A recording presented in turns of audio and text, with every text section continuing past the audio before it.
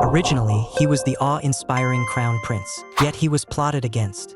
When he opened his eyes, he had been reborn as a slave, and he even had to be trampled and bullied under the foot of the enemy emperor. Looking at the man in front of him, the young man clenched his teeth and shouted, "If you've got the guts, then kill me." He hadn't expected that a mere slave would actually dare to call out his name. Quite a bit of nerve. The man decided to teach him the rules personally. His gaze was as cold as a blade. The young man stared at the thing in his hand, and cold sweat instantly broke out down his back. "You've already come into my bedroom, and you're still pretending you don't know what I'm going to do?" In fact, the young man knew very well. Even if he had become a slave, in his bones he was still defiant, and he even wanted to kill this man. "Jiseuka, you have this kind of kink too? I'm a man, you pervert." The man was completely set ablaze with fury by him. A slave actually dares to be this arrogant? You brought all of this on yourself. Don't blame me for showing no mercy. He had at least once been the crown prince of a nation. Yet now, he was actually being pinned down and humiliated by a snot-nosed brat. Again and again, the man pressed him. "Who exactly are you?" By this time, the young man no longer even had the strength to resist. Time rewinds to before the rebirth. That day, in the neutral nation of Awaken, envoys of the two great empires were to sign an armistice agreement here. On one side was Reibeu, crown prince of the Stella Empire. On the other side was Jiseuka, crown prince of the Paxi Empire. Reibeu took his seat first, his gaze sweeping over the crowd below the platform, his heart sinking. Which one is Jiseuka? At the very moment his eyes collided with that man's, Reibeu recognized him, so young and already being called a master of swordsmanship. And he thinks he can stand on equal footing with me? I am the chief mage. What kind of situation have I not seen? I turn my head and ask my younger brother Edu. I've heard the crown prince of the Paxi Empire is 8 years younger than me, but why do I feel like he looks 8 years older than me? My brother said it's not that bad. Not that exaggerated, but he really does look very old. Reibeu told him that when you're young, you're easily underestimated. If you want to be a ruler, you need an aura that can suppress your vassals. The fact that he looks old at such a young age shows that it's a blessing from the gods. The moment the ritual began, the blessing immediately descended on him. The three of them stepped forward and quickly signed the agreement. The two of them stepped forward and quickly signed the agreement. Seeing that, as soon as he finished signing, he turned his head to leave. Reibeu called out to him, saying he wanted to shake his hand. Jiseuka was startled on the spot. He hesitated for a few seconds, but still reached out and shook hands with Reibeu. Reibeu told him that although he had the nickname War Maniac, he didn't actually like fighting that much. He only hoped the ceasefire between the two countries could last a little longer. This was exactly what Jiseuka wanted as well. After the agreement was signed, Reibeu led his soldiers and took the carriage back home. His subordinate advised him to change his old bad habit. Stop pulling all-nighters one after another and then sleeping in one stretch until it's pitch dark again. That's too hard on the body. And besides, on the way back, there might be danger. Reibeu told him to handle it himself, and Reibeu also told him to handle it himself. After getting into the carriage, he looked through the magic crystal and saw his aging father. His father told him that he must go back on the first day of next month, because his father was bored to death and planned to go out hunting. At this moment, Edu very considerately walked over carrying tea. As soon as he saw His Majesty in the crystal, he immediately saluted. His Majesty told him to properly assist Reibeu. Reibeu took the tea Edu handed over and casually asked him, "Have your sword skills improved again lately?" Edu only said, "Just average." The fact that Reibeu could ask this showed that he already knew some inside story. Yet Edu was still lying. He could already unleash sword energy, and there were only a handful of people in the entire empire who could do that. Plus, he was so young. Edu said he hadn't touched a sword for several months. "You say that because you want me not to kill you? Is that it?" Edu said he wouldn't do anything at all. He just wanted to stay by his brother's side. Looking at his flustered appearance, Reibeu's expression was indifferent.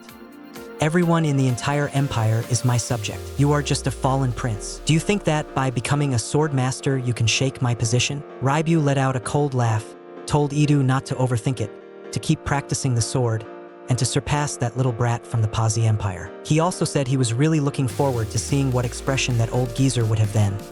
But before he could finish, a wave of dizziness suddenly hit him. Edu immediately asked if he should call a priest. Reibeu only felt it was probably from staying up late and told him to go get a glass of iced water. The next second, he started coughing, the coughing growing more and more severe. Right after that, he coughed up blood. His vision blurred. He could only vaguely see the tea in front of him and hear the noise coming from outside. With his last glance, he saw only Edu. So it seems In the end, you still betrayed me? This man had once been the lofty crown prince of a nation, yet he was reborn as a slave boy, and he was even chosen to serve the crown prince of the enemy nation from his previous life. After his rebirth, he still retained the memories of his past life. His parents searched for a long time before finally finding him. Turned out he was sitting by the lake, reading a book. The couple were both illiterate, and the mother couldn't help but wonder, why could their child recognize characters and even read? The father, however, felt this was perfectly normal, saying he probably took after him. After all, even as a slave, he had always been praised as clever since childhood. Looking at the parents before him, Rei knew very clearly in his heart he was nothing like them. A slave's child would of course never have the chance to learn to read. Rei had never believed in things like rebirth, but once he experienced it himself, he could no longer disbelieve it. Once the crown prince Reibeu, now nothing but a slave. What was even more ironic was that Rei was a slave sent over by the enemy nation. Rei also found it strange that they happened to come looking for him at this time. His mother said it was because his father had accidentally broken the spinning wheel. Rei thought it wasn't his father's fault because the spinning wheel had long shown signs of breaking. Besides, their lord was a reasonable man. He just had to tell Viscount Wensenhe the truth. His father, however, said he didn't understand how the world worked. Repairing a spinning will cost a lot of money, and how could they possibly trust the word of a slave? But we can't keep hiding it forever. Once it's discovered, the punishment will only be heavier. Rei could tell. His father was still too soft, but his mother had already been persuaded by him. As expected, someone as knowledgeable as Rei could always solve problems at home that even the adults couldn't handle. My son, I love you. I even specially dug up a root for you and brought it over. So it was a bean root. In his previous life, when Rei was still the crown prince, he wouldn't even have spared this kind of thing a glance. Yet now, once he put it into his mouth, he actually thought it tasted pretty good. And the days were, surprisingly, peaceful to an excessive degree. When night came, Rei was summoned by the Lord. A lot of beautiful women were summoned along with him. Rei didn't know where they were going. The Lord recognized Rei at a glance and even specially had someone bring him over, yet didn't explain anything at all. Rei was taken to bathe, changed into new clothes, and even had maids dress him up.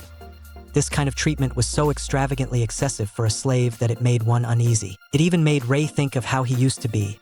Maybe in another year or two, he would grow to look exactly the same as in his previous life. In the whole group, there were only beauties, with Rei the only man. That maid just now had even gone out of her way to remind him. Tonight, you're going to serve someone. You're a man, so of course you'll be flustered and at a loss. But no matter what, this kind of once-in-a-lifetime opportunity, as long as you perform well, you might just be able to shake off your status as a slave. Then live a good life. The maid said that someone had come here in order to hunt monsters, but she didn't say more. Rei, with a clear mind, began to reason.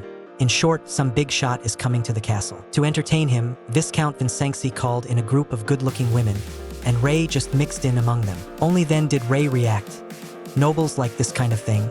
It's nothing unusual. In his previous life, when he was crown prince, he had also favored a few. Rei could no longer stay calm.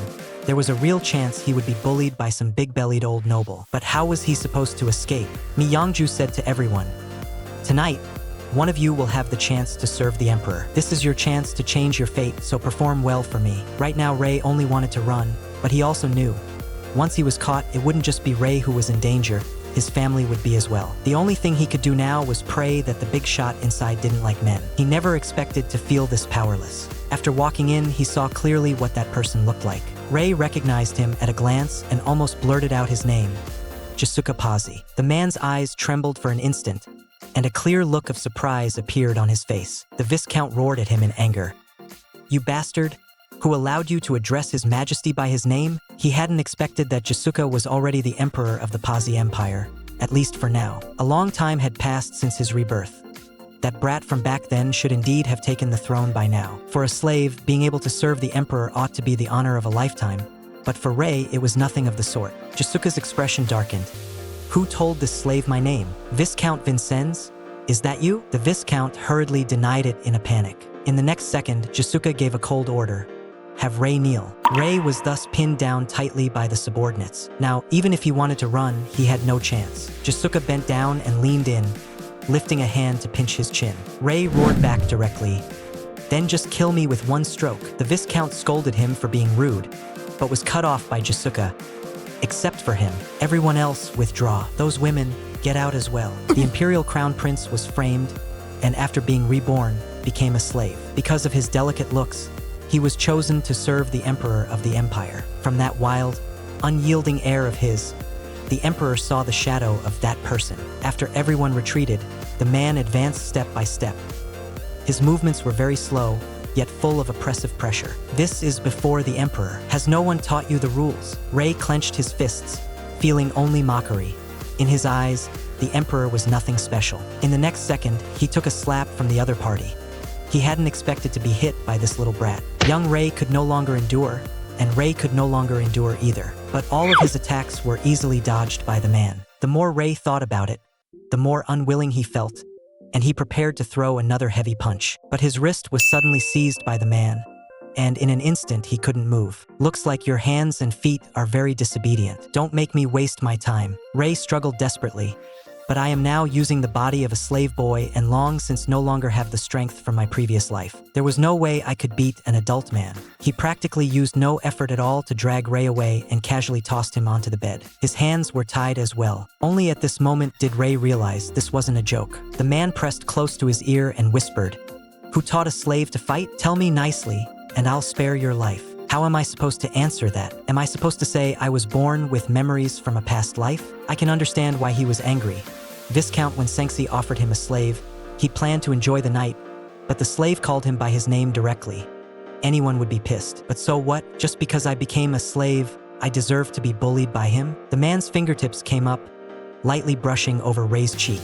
Rei, however, lifted his eyes, showing a vicious look like he was about to bite. The man no longer indulged him. Rei panicked, his voice tightening. "What are you trying to do?" The man took out a bottle of medicated oil. "Do you even need to ask? What do you think I'm going to do?" The more Rei cursed, the harsher he got. His mouth didn't stop. The man warned in an icy voice, "If you don't want your tongue ripped out, you'd better behave." Rei seized an opening and kicked out hard, but the other man grabbed his ankle in one move. "You really are bold. Then don't blame me. This is all your own doing." Half the medicated oil had been used up, and Rei had resisted 80 or 99 times by now. Yet the man still had no intention of stopping. At this moment, Rei's cheeks were slightly flushed. "He's clearly bullying me.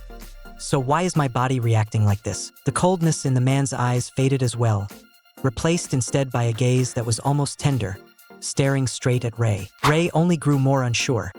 Is this man really an assassin sent to kill me? But at least there was one thing he could be certain of. He was far too similar to the person in my memories. When he opened his eyes again, the sun was already almost shining on his backside. Rei jerked upright, but in the next second, there wasn't a single part of his body that didn't hurt. He hadn't expected that damned bastard would actually dare to bully him like this. I've already been reborn. How could I still be willing to live as a slave? Viscount Vincenzi did indeed look like a soft-hearted man on the surface. But once he got ruthless, he could throw people into the reeking ditch without even blinking. In his eyes, slaves weren't even as good as livestock. When his mother came over and saw that the child was awake, she immediately rushed up and held Rei tightly in her arms. Rei comforted his mother instead, saying that he was fine. Very soon, the others also gathered around to visit him. A little sister whispered that someone outside was asking for him. In the next second, a red-haired man swaggered in from the crowd. "Why are you only waking up now? Get up and come with me. You've been given another chance to serve His Highness. You ought to feel honored." At that moment, what Rei felt was not only shock, but fear. Of all those women he could have called, why did he have to call me? The redhead had no patience to wait and stepped forward to yank him down by force. "This is the first time I've seen such an arrogant slave." His mother was so frightened that she hurriedly told Rei to apologize to the knight. If he really beat Rei to death, what would they do? Just then, a silver-haired man walked in and raised his hand to stop him. The redhead had no choice but to obediently back off. The man stood with perfect posture and breathed steadily, clearly an excellent knight.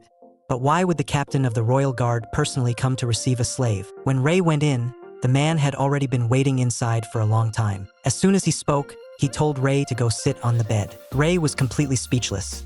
There was clearly a sofa, so why did he insist on making me sit on the bed in broad daylight? They were deadlocked for a long time, but he still didn't react. The man didn't feel like waiting and simply stepped forward, half dragging and half pulling him. He lifted his hand and flung him onto the bed. He lowered his voice and threatened, "If you don't want to be tied up again, then be good." The man reached out and pinched his chin. Rei swallowed his anger and suddenly shook off his hand. The next second, the other party firmly pinned him down.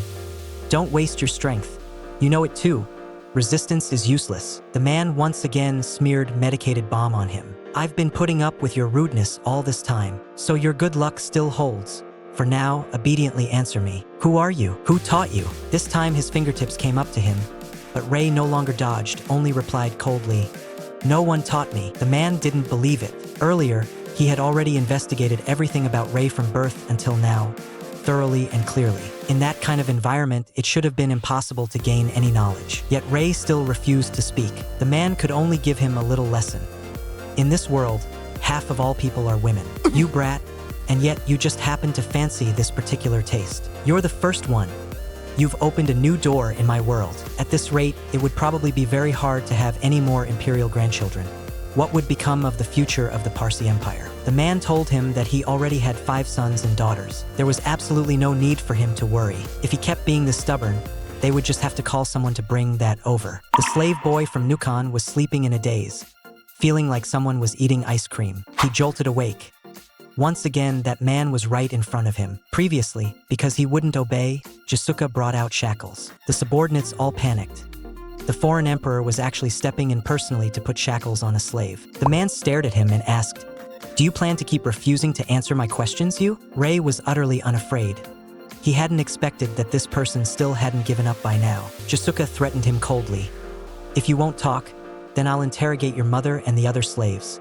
The entire Vincenzi castle will be thoroughly dyed in blood. Ray suddenly panicked, but how was he supposed to answer? Was he supposed to say, in my previous life, I was the crown prince of the Strera Empire, and also say that he still retained the memories of his previous life? Who would believe such words if he said them out loud? But why should I waver for those people? Those slaves, what do they count as? Anyway, Jiseuka saw through it at a glance. Ray had already been frightened by him. He only left him one line, get some proper rest first. After speaking, he turned around and left. Those words, does that mean he's letting me off? Huh? Am I supposed to thank him for being so magnanimous? The length of the iron chain didn't affect Ray's walking, but if he wanted to run, that was impossible. Ray pressed his lips together. Looks like there's no running away. At this moment, that silver-haired captain came again. It turned out he was under His Majesty's orders to bring Ray back to the imperial capital. The troops and carriages outside were already prepared. Ray tilted his head and caught a glimpse of that redhead. The other man made a face at him. Huh? The Parsi Empire actually lets that kind of person be a knight. TSK, their standards are way too low. Ray subconsciously walked toward the freight wagon, but the captain yanked him back in one motion. You're not sitting over there. Ray frowned. Aren't slaves all supposed to ride in the cargo wagons? The captain said His Majesty was very satisfied with him, so he was honored to ride with His Majesty. What do you mean, honored? Ray would rather go in the cargo wagon than share a carriage with Jiseuka. The captain couldn't be bothered to humor him and simply pushed him straight up. Inside the carriage, Jiseuka said coolly, sit. Ray looked back, watching the buildings behind him grow smaller bit by bit, receding into the distance. Could it be that I'm really leaving this place? I don't know if mother will cry, and father has to take good care of himself. But slaves have no human rights. With just one word, a master can sell you anywhere. At that moment, out of the corner of his eye, he caught a glimpse. Jiseuka was staring at him with that look again. If he keeps looking like that, so what could he possibly see? After traveling for a full 10 days, they finally arrived in the Parsi Empire. Jiseuka got off the carriage. He even, quite naturally, reached out a hand toward Ray inside. Ray refused. The other simply stepped forward and lifted him straight out of the carriage. Is this guy not afraid of what the knights are saying behind his back? Even in his previous life as crown prince, Ray had never seen this kind of Parsi Empire. But seeing it with his own eyes now, he only felt it had no beauty at all. The chaos was an eyesore. At this moment, a group of people hurried forward to welcome them. Among them were Jiseuka's empress and crown prince. The empress was the daughter of a powerful noble house, and back when Jiseuka was still underage, she was the ambitious one who seized the position of crown princess ahead of everyone else. They were just their child, yet they looked unusually wooden and dull. Faced with the empress's attentive service, Jiseuka directly refused with the excuse that he needed to rest. Then, taking Ray with him, he returned to his own bedchamber. Ray was completely speechless. Who would bring someone who might be an assassin into their bedchamber? He forced himself to stay awake and thought more carefully. Jiseuka had indeed given him a unique, one-of-a-kind treatment. Before long, the maids pushed in the dining cart, the dishes rattling noisily. Judging from Jiseuka's behavior so far, Ray could be sure that, for the time being at least, His parents and those slaves were safe. He scooped up some soup and took a sip. Who would have thought the food in the Parsi Empire's imperial palace would be this bland? It was downright ridiculous. You could tell just from the way Jiseuka was cutting Rei's steak. He was far too familiar with table manners. Rei instantly heard the barbs hidden in his words. The targets assassins strike at are always people of high status. If you want to get closer to your target, isn't it perfectly normal to learn some etiquette? His tone was full of provocation. Hearing something like that, especially coming from a slave, the maid was stunned on the spot. Rei, facing the emperor of a foreign land, actually wasn't afraid at all. He himself knew very well that doing this as a slave was far too abnormal, because he had the memories of his previous life, though he had no intention of telling Jiseuka the truth. If he said that in his previous life he was the crown prince of a great empire, people would only think he was insane, and he might even have his tongue cut out. So he could only wait for Jiseuka to acknowledge his identity first. This kid is definitely also dying of curiosity about Rei's identity right now. He never expected that in the imperial palace. They even arranged a large bath for him. In a daze, it felt as if he had gone back to the past. It had really been a long time since he had relaxed like this. A wave of exhaustion suddenly flooded him. Half asleep, he felt something approaching. He jerked up and realized it was Jiseuka. He snapped awake and suddenly sat up, and in front of him was still Jiseuka. Wait, I actually fell asleep. This beast, what are you trying to do to me? The other party, however, had no intention of stopping at all. Is this guy's brain filled with nothing but this kind of thing? But now he was only a slave. To him, it seemed this was the only use he had left. The man opened his mouth and said, "If Rei is willing to throw himself into my arms of his own accord, then the slave boy will be allowed to go out. The slave boy will be allowed to go out." When Jiseuka was handling government affairs, Rei was locked in his bedchamber. Rei was locked in his own bedchamber. It was so boring that he could only look at paintings. He couldn't even step over the threshold. It was so boring that he could only look at paintings.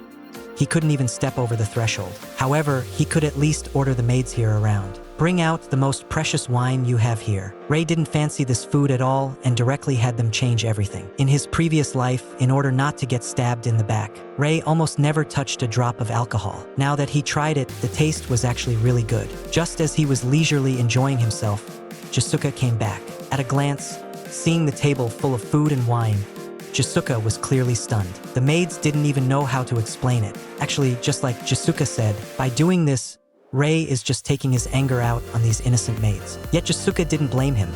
Instead, like coaxing someone, he raised his hand and rubbed Rei's head. He hadn't expected that at this hour, Jiseuka actually didn't need to deal with government affairs. Just a second ago, Jiseuka was still saying he was very free. The next second, someone came to report, "Marquis Fiend requests an audience." He told Rei helplessly that he would be back within an hour, but Rei wished he would never come back. Rei caught sight of the documents on the desk. All trivial, petty matters between counts. It seemed the Parsi Empire was really quite peaceful. If the Rei of his previous life had seen such documents, those people's heads would have long since been separated from their necks. Now, faced with these documents, Rei's professional habits flared up again. He actually picked up a pen, preparing to review and approve them. At this moment, Rei was very absorbed in what he was approving. He didn't notice at all that Jiseuka had already come back and was standing behind him. Looks like assassin organizations these days even teach assassins how to handle government affairs. Someone suddenly spoke from behind, and Rei was so startled that he jolted. Jiseuka only said, "Continue." It was obvious he wanted to use this matter to observe what abilities Rei actually had. "Why do I have to continue?" Jiseuka said to him, "As long as you behave, I won't torment you tonight." He could even say something like that so casually. But for Rei, that condition was indeed very tempting. Besides, the feeling of holding the pen in his hand also made him inexplicably happy. During this time, that outstanding count even suggested to Jiseuka that he should be reinstated in an important position. But Jiseuka felt this would only invite unnecessary conflict. After all, each of them was a ruler of an empire. Their views on state affairs were completely different. And it was obvious that after signing the armistice, Jiseuka genuinely wanted to abide by it and had no wish to stir up further disputes. Since he was someone who kept his word, Rei was still a little nervous. But Rei still wanted to try once more and asked if he could be allowed to go outside, only to be rejected on the spot. However, there was still some room for negotiation. In exchange, as long as Rei revealed his identity, Jiseuka would agree. Yet in Rei's eyes, that trade was completely unequal. So Jiseuka made a second proposal. "As long as you throw yourself into my arms, I will allow you to go out." Rei was stunned on the spot, as if struck by lightning. In the end, he still agreed. He couldn't stay locked up here forever. The next day, Captain Kirisu took Rei for a walk within the permitted range. At that moment, Rei noticed the maid behind him had been whispering under her breath the whole time. It seemed that, because of this anklet, everyone now knew who he was. Suddenly, Kirisu stepped in front of him. "You can't go any farther." Rei lifted his eyes and looked at the towering tower before him. This should be the Mage Tower. Inside were magic crystals, the source of the mage's power. If he could get his hands on one, he would have a chance to escape this place. He said he was just strolling around, but in fact he was scouting out this imperial palace. He walked all the way to the training grounds of the Patsy Empire's night squad. A red-haired man blocked him. Slaves aren't allowed inside. But Rei's swordsmanship from his previous life was enough to be on the same level as the Royal Guard Knights. He simply decided to exchange a few moves with them. Even if he had now become a slave, he was still certain they couldn't beat him. A knight came up and coldly threatened him to put the sword down. Kirisu immediately stepped in front of him. "Stop, he is His Majesty's." Before he could finish, he shoved Rei aside in one go. "I'll show you something interesting, you step back." No one expected the slave's swordsmanship to be so strong. Tisk. Forced back again and again, the knight retreated. Tsk. Even with shackles on his feet, it didn't affect Rei's performance at all. The moment they crossed swords, all the memories and techniques from his previous life surged back. In the next second, the knight's sword was directly knocked flying by him. Rei stood in the victor's place and coldly told him to shut up. He was just about to leave when he ran right into the crown prince, Saraku. The other recognized him at a glance, the very person his father, the emperor, had brought back. Saraku's temper flared, and he was about to discipline him on the spot. Rei replied coolly, "You are no match for me." Completely enraged, Saraku drew his sword and slashed at him. Even a child's sword can still kill. As Rei moved back, his steps were tripped up by the shackles. Seeing that sword about to come down and cut him to death, at the critical moment, the captain rushed in from behind and grabbed him in his arms. At the same time, he blocked Saraku's attack. The slave boy only came back after taking his beating. The man forced him to fulfill the promise of throwing himself into his arms of his own accord. The way Kirisu stubbornly protected this slave was completely taken in by him. Saraku flew into a shame-filled rage. "Are you saying that in your eyes, in His Majesty's eyes, he is more important than me?" Seeing this brat's reaction only confirmed it even more. He really had been neglected by Jiseuka, to the point he was actually jealous of a slave. Suddenly, Saraku lifted his foot and kicked toward Rei. With one kick, he sent the person flying. Kirisu panicked instantly. "Your Highness!" Saraku told him to shut up. "I didn't keep beating him, you should be secretly glad." With that, he turned around and left. Rei got up in a wretched state. The redhead figured he was definitely putting on an act. He had clearly even beaten that night, so how could he possibly fail to dodge this kick from His Highness? Rei said calmly, "I just don't want to fight with a child." Faced with the redhead's barrage of questions, Rei only replied carelessly, "These things are something I've known how to do since I was born." Back in the sleeping hall, Jiseuka frowned. What had he been running around doing all day? Only then did he notice that Rei was filthy all over, looking as if he had just been roughly ravaged by someone. Jiseuka asked who had hit him, but Rei didn't think it was a big deal. Jiseuka felt an unbearable ache in his heart. In your situation right now, you still want to cover for someone? If anyone bullies you, just say you belong to the Emperor. Let's see who dares lay a hand on you. Rei didn't want to listen to his nagging. Jiseuka could tell, so he didn't continue. He only reminded him. It was time to fulfill their agreement. Only then did Rei remember. He had previously promised him that he would throw himself into his arms. His heart sank, feeling that he was already completely in Jiseuka's grasp. But he still kept our agreement. If I don't keep my word, he won't keep his in the future either. As usual, Jiseuka would first comfort him.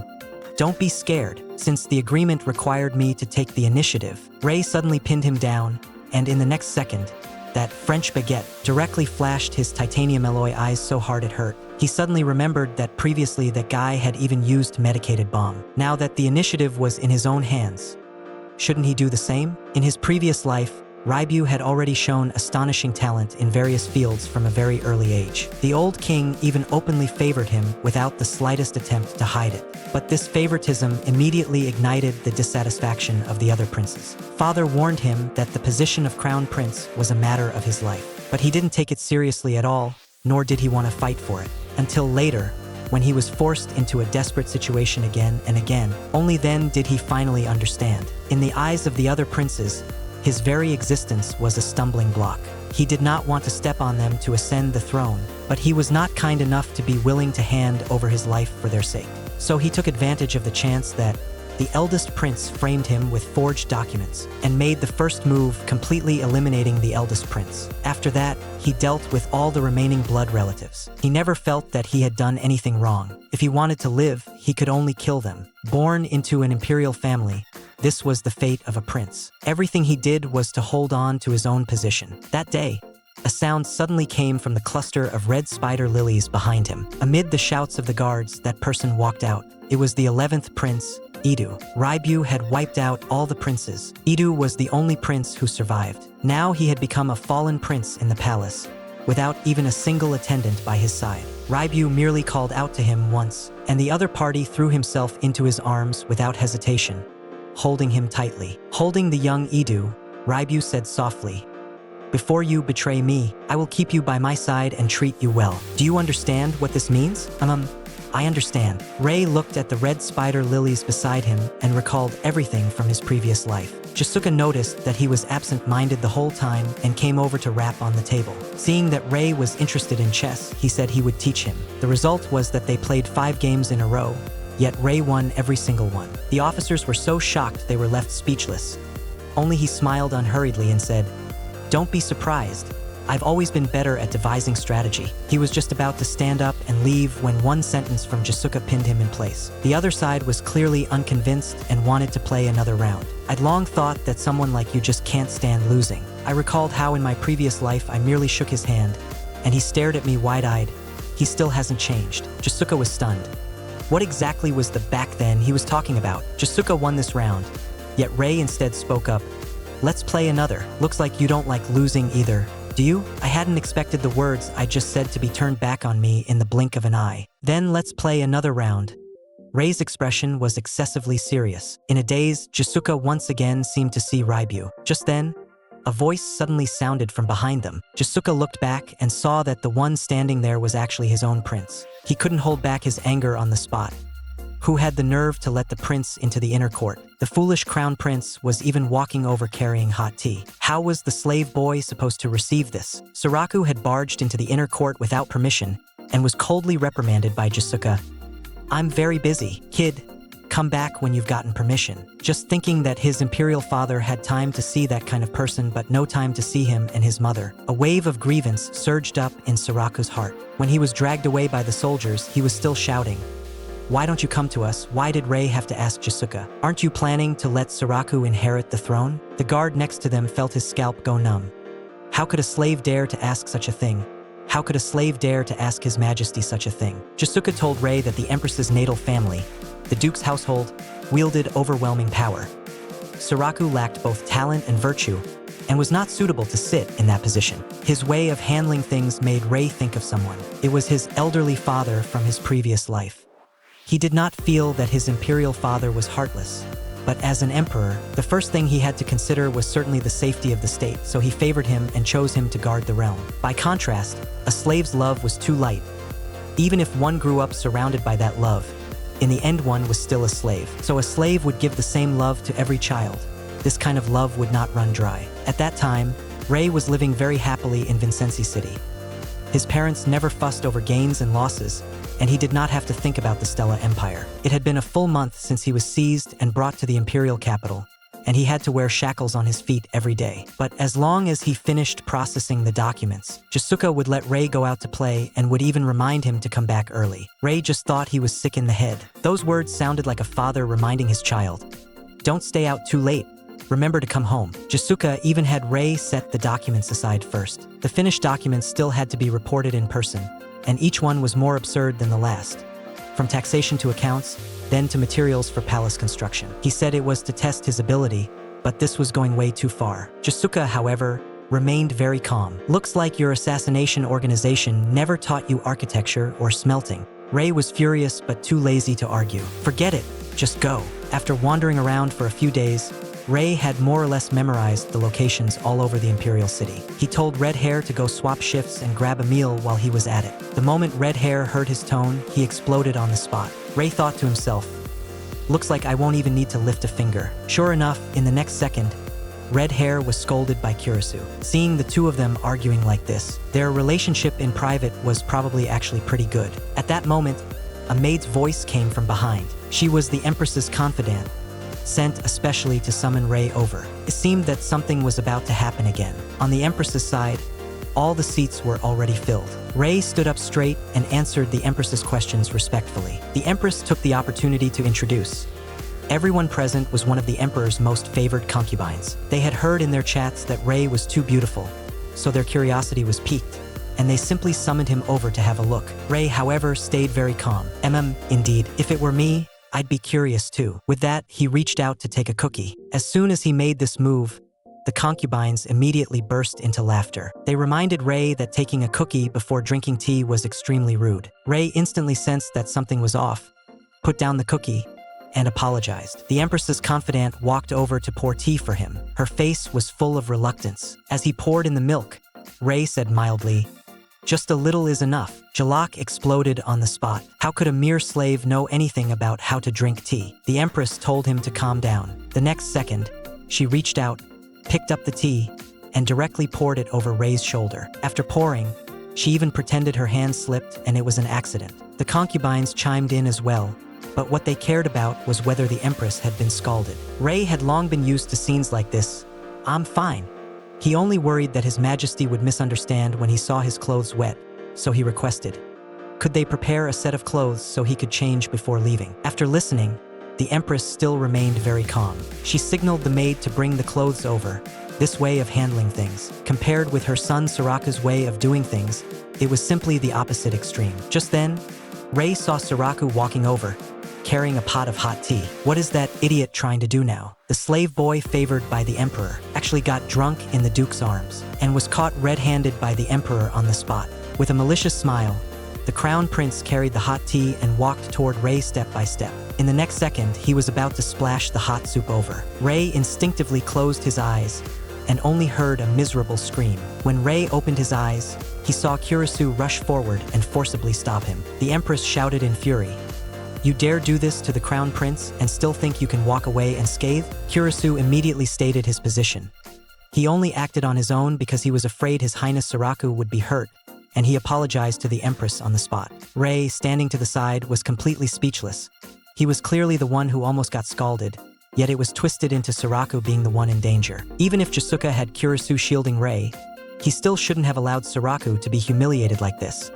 They simply did not give the Crown Prince the treatment he deserved. Maybe they just wanted to suppress the Crown Prince's presence a bit, which is why the Empress lost control on the spot. It looks like Jiseuka is really anxious, to the point of using the captain of the Royal Guard's hand to make the Crown Prince lose face in public. Kurisu hurried to explain.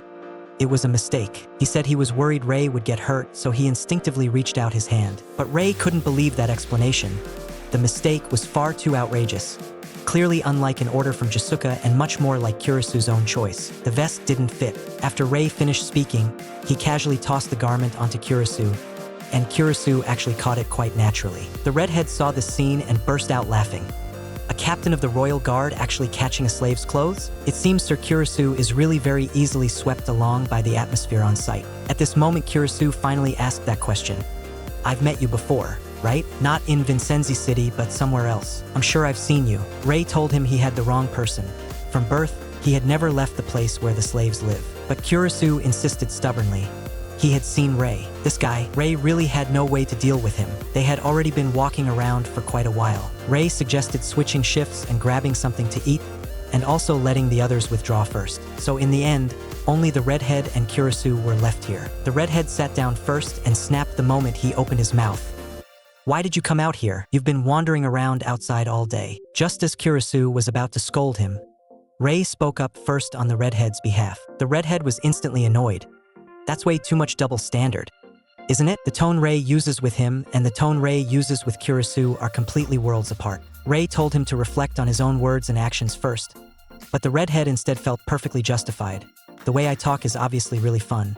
My banter ranks in the top 3 even in the Royal Guard." Yet Rei's first impression of him was clearly nothing like that. Seeing the redhead acting like this, Kurisu could only shake his head helplessly. Rei, on the other hand, actually found that chatting with them like this was quite interesting. Rei asked the redhead, "Which family are you from?" The moment this was brought up, The redhead perked right up.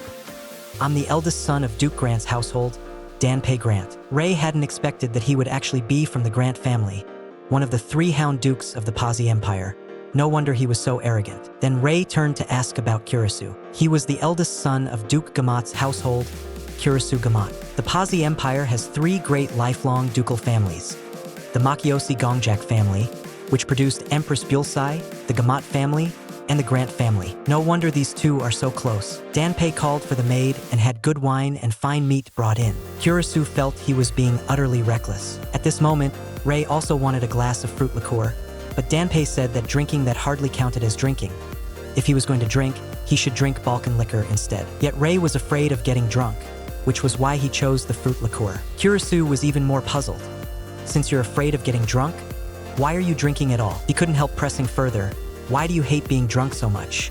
Anyway, at that, Rei's thoughts were yanked straight back to his previous life. In his previous life, he was afraid of being set up, so he never dared to truly get drunk. But thinking about it now, it seemed there wasn't really any absolutely must not get drunk reason anymore. So in the end, he went along with Danpei's suggestion. After 1 glass went down, it wasn't long before his face turned burning red, his whole body collapsing into Kurisu's arms as he mumbled, "Mom," under his breath. Looking at him like this, Danpei really hadn't expected it. He usually acted like some grumpy old kid, yet when drunk he would actually call for his mom. It was kinda cute instead. He even kept rubbing himself against Kurisu, making Kurisu so embarrassed he didn't know what to do, and could only urge Danpei to hurry up and think of a way to pull him off. Rei was someone His Majesty doted on, after all. In no time Rei fell asleep, but Danpei said, "Just take him away later." Right now, he couldn't even stand steadily. Someone had to hold him. Just then, Jiseuka arrived, and the 2 of them froze in fright for a moment before hastily starting to explain. Before Kurisu could finish, Jiseuka cut in coldly.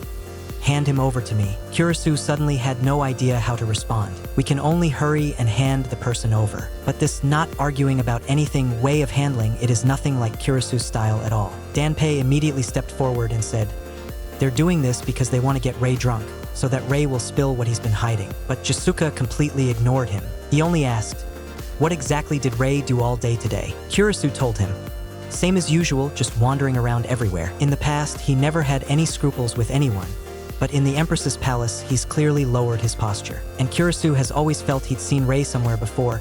He had that feeling from the very first meeting. This face looks extremely like a certain person's, and this head of blonde hair, like that man he'd seen only once, a very, very long time ago, in a distant foreign land. All those little schemes of the Emperor's were completely seen through by that slave boy, to the point even the Emperor himself got goosebumps.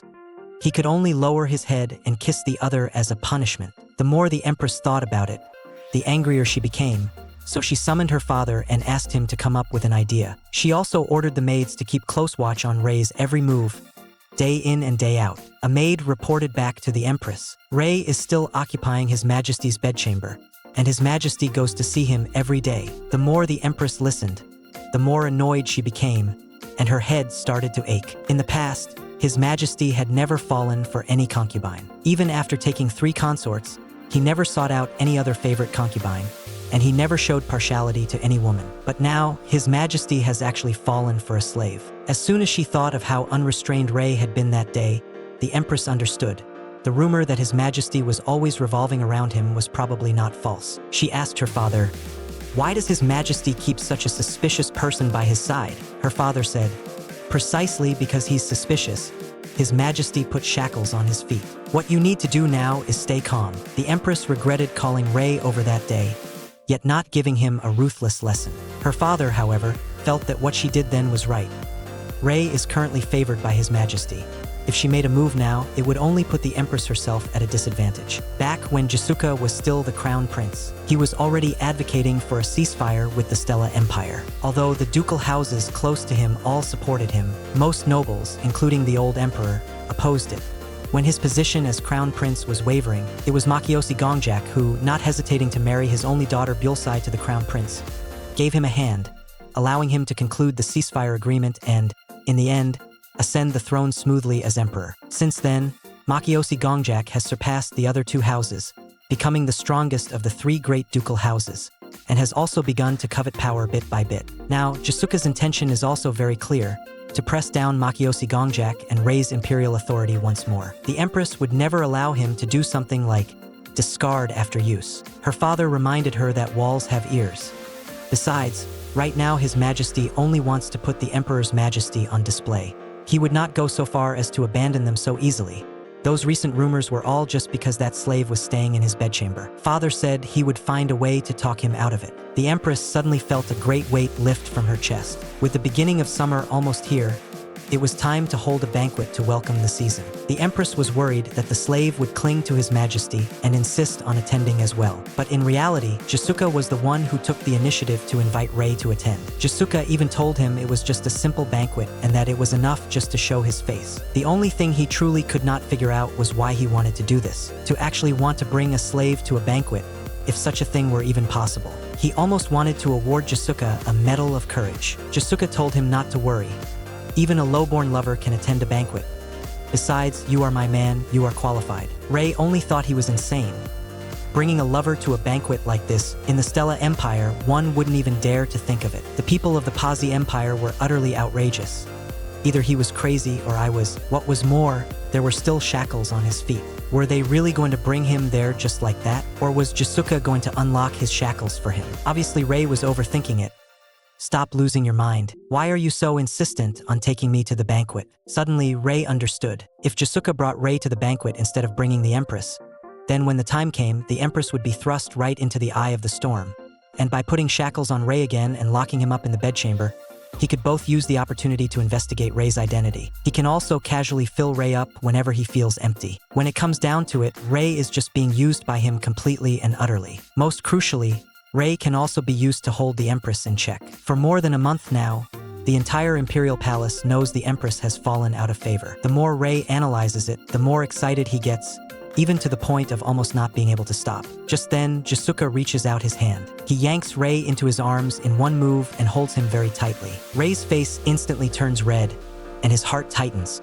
What does he want to do? Rei struggles desperately, but he can't break free at all. The next second, Jiseuka drops a kiss on his forehead. Goosebumps rise all over Rei's body.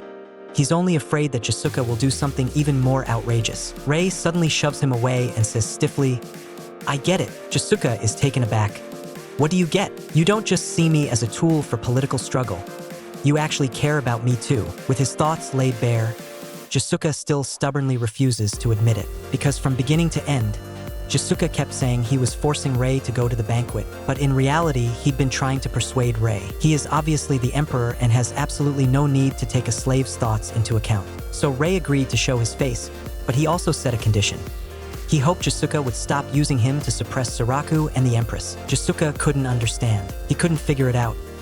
Back then, in the Empress's palace, why did Rei choose to show weakness to Suraku and the Empress? A dignified emperor of a nation actually got close to a slave under the watchful eyes of everyone, making the Empress beside him so angry her teeth ached. Jiseuka still couldn't figure out why Rei had shown weakness to the Empress and Suraku. Rei explained that he was just a little concerned. He asked back, "Could it be that you're only being this harsh because the other party is Suraku?" Although Jiseuka looked very cold, he wasn't cold to the bone. He was doing this for the Empire. If abolishing Suraku was the optimal solution, then it had to be done. Jiseuka thought Rei had come to persuade him not to abolish Suraku. Rei immediately denied it.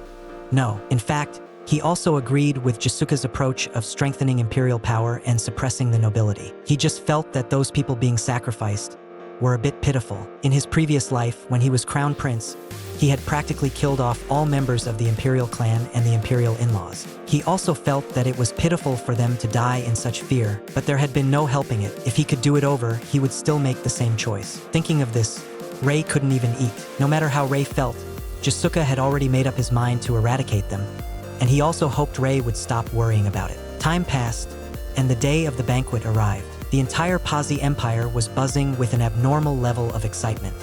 With a cry of, "His Majesty has arrived." With a cry of, "His Majesty has arrived," Jiseuka and Rei appeared before everyone in full regalia. In the instant his hand was taken, Rei was at a loss for words. It seemed he had even prepared this kind of detail with great thoroughness. Just like that, Jiseuka led Rei by the hand and made their entrance under everyone's gaze. This is a feast to welcome the summer. Everyone, please enjoy yourselves. At this moment, the queen came over and gave an elegant bow. Right in front of the mother and son, Jiseuka suddenly pulled Rei into his arms. Then, in an extremely gentlemanly manner, he handed a glass of wine to him. It was just handing over a glass of wine, yet it scared them this much. Just how cold is Jiseuka to them usually, for this to be so shocking? Then, the other party slowly leaned in and quietly reminded Rei, "Don't drink too much." It was so cheesy that Rei almost spat on the spot. He even took out a handkerchief and gently wiped Rei clean. This back and forth left the queen and Saraku completely stunned. At that moment, someone suddenly burst out from the crowd. It was the queen's father. He had been fixated on the matter of Jiseuka spoiling this slave. The courtiers had tried to persuade him many times with no success, so he simply stood up right there to make things clear. Jiseuka's face went cold immediately. "You're far too interested in my private life. It seems that, compared with state affairs, the Duke prefers investigating my private affairs." But the other party still refused to back down. Rei's heart jolted. Jiseuka simply laid it all out. This was the queen's jealousy. That's why she sent the Duke to step in. The queen instantly felt guilty and hurriedly argued, "No, your majesty.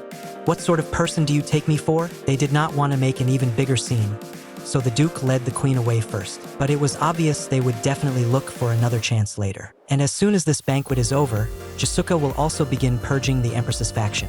Until one side falls, the trouble will not stop. The purpose of coming to this banquet this time has already been achieved. Rei wants to walk around alone. Jiseuka, however, does not stop him. But Rei can more or less guess it too.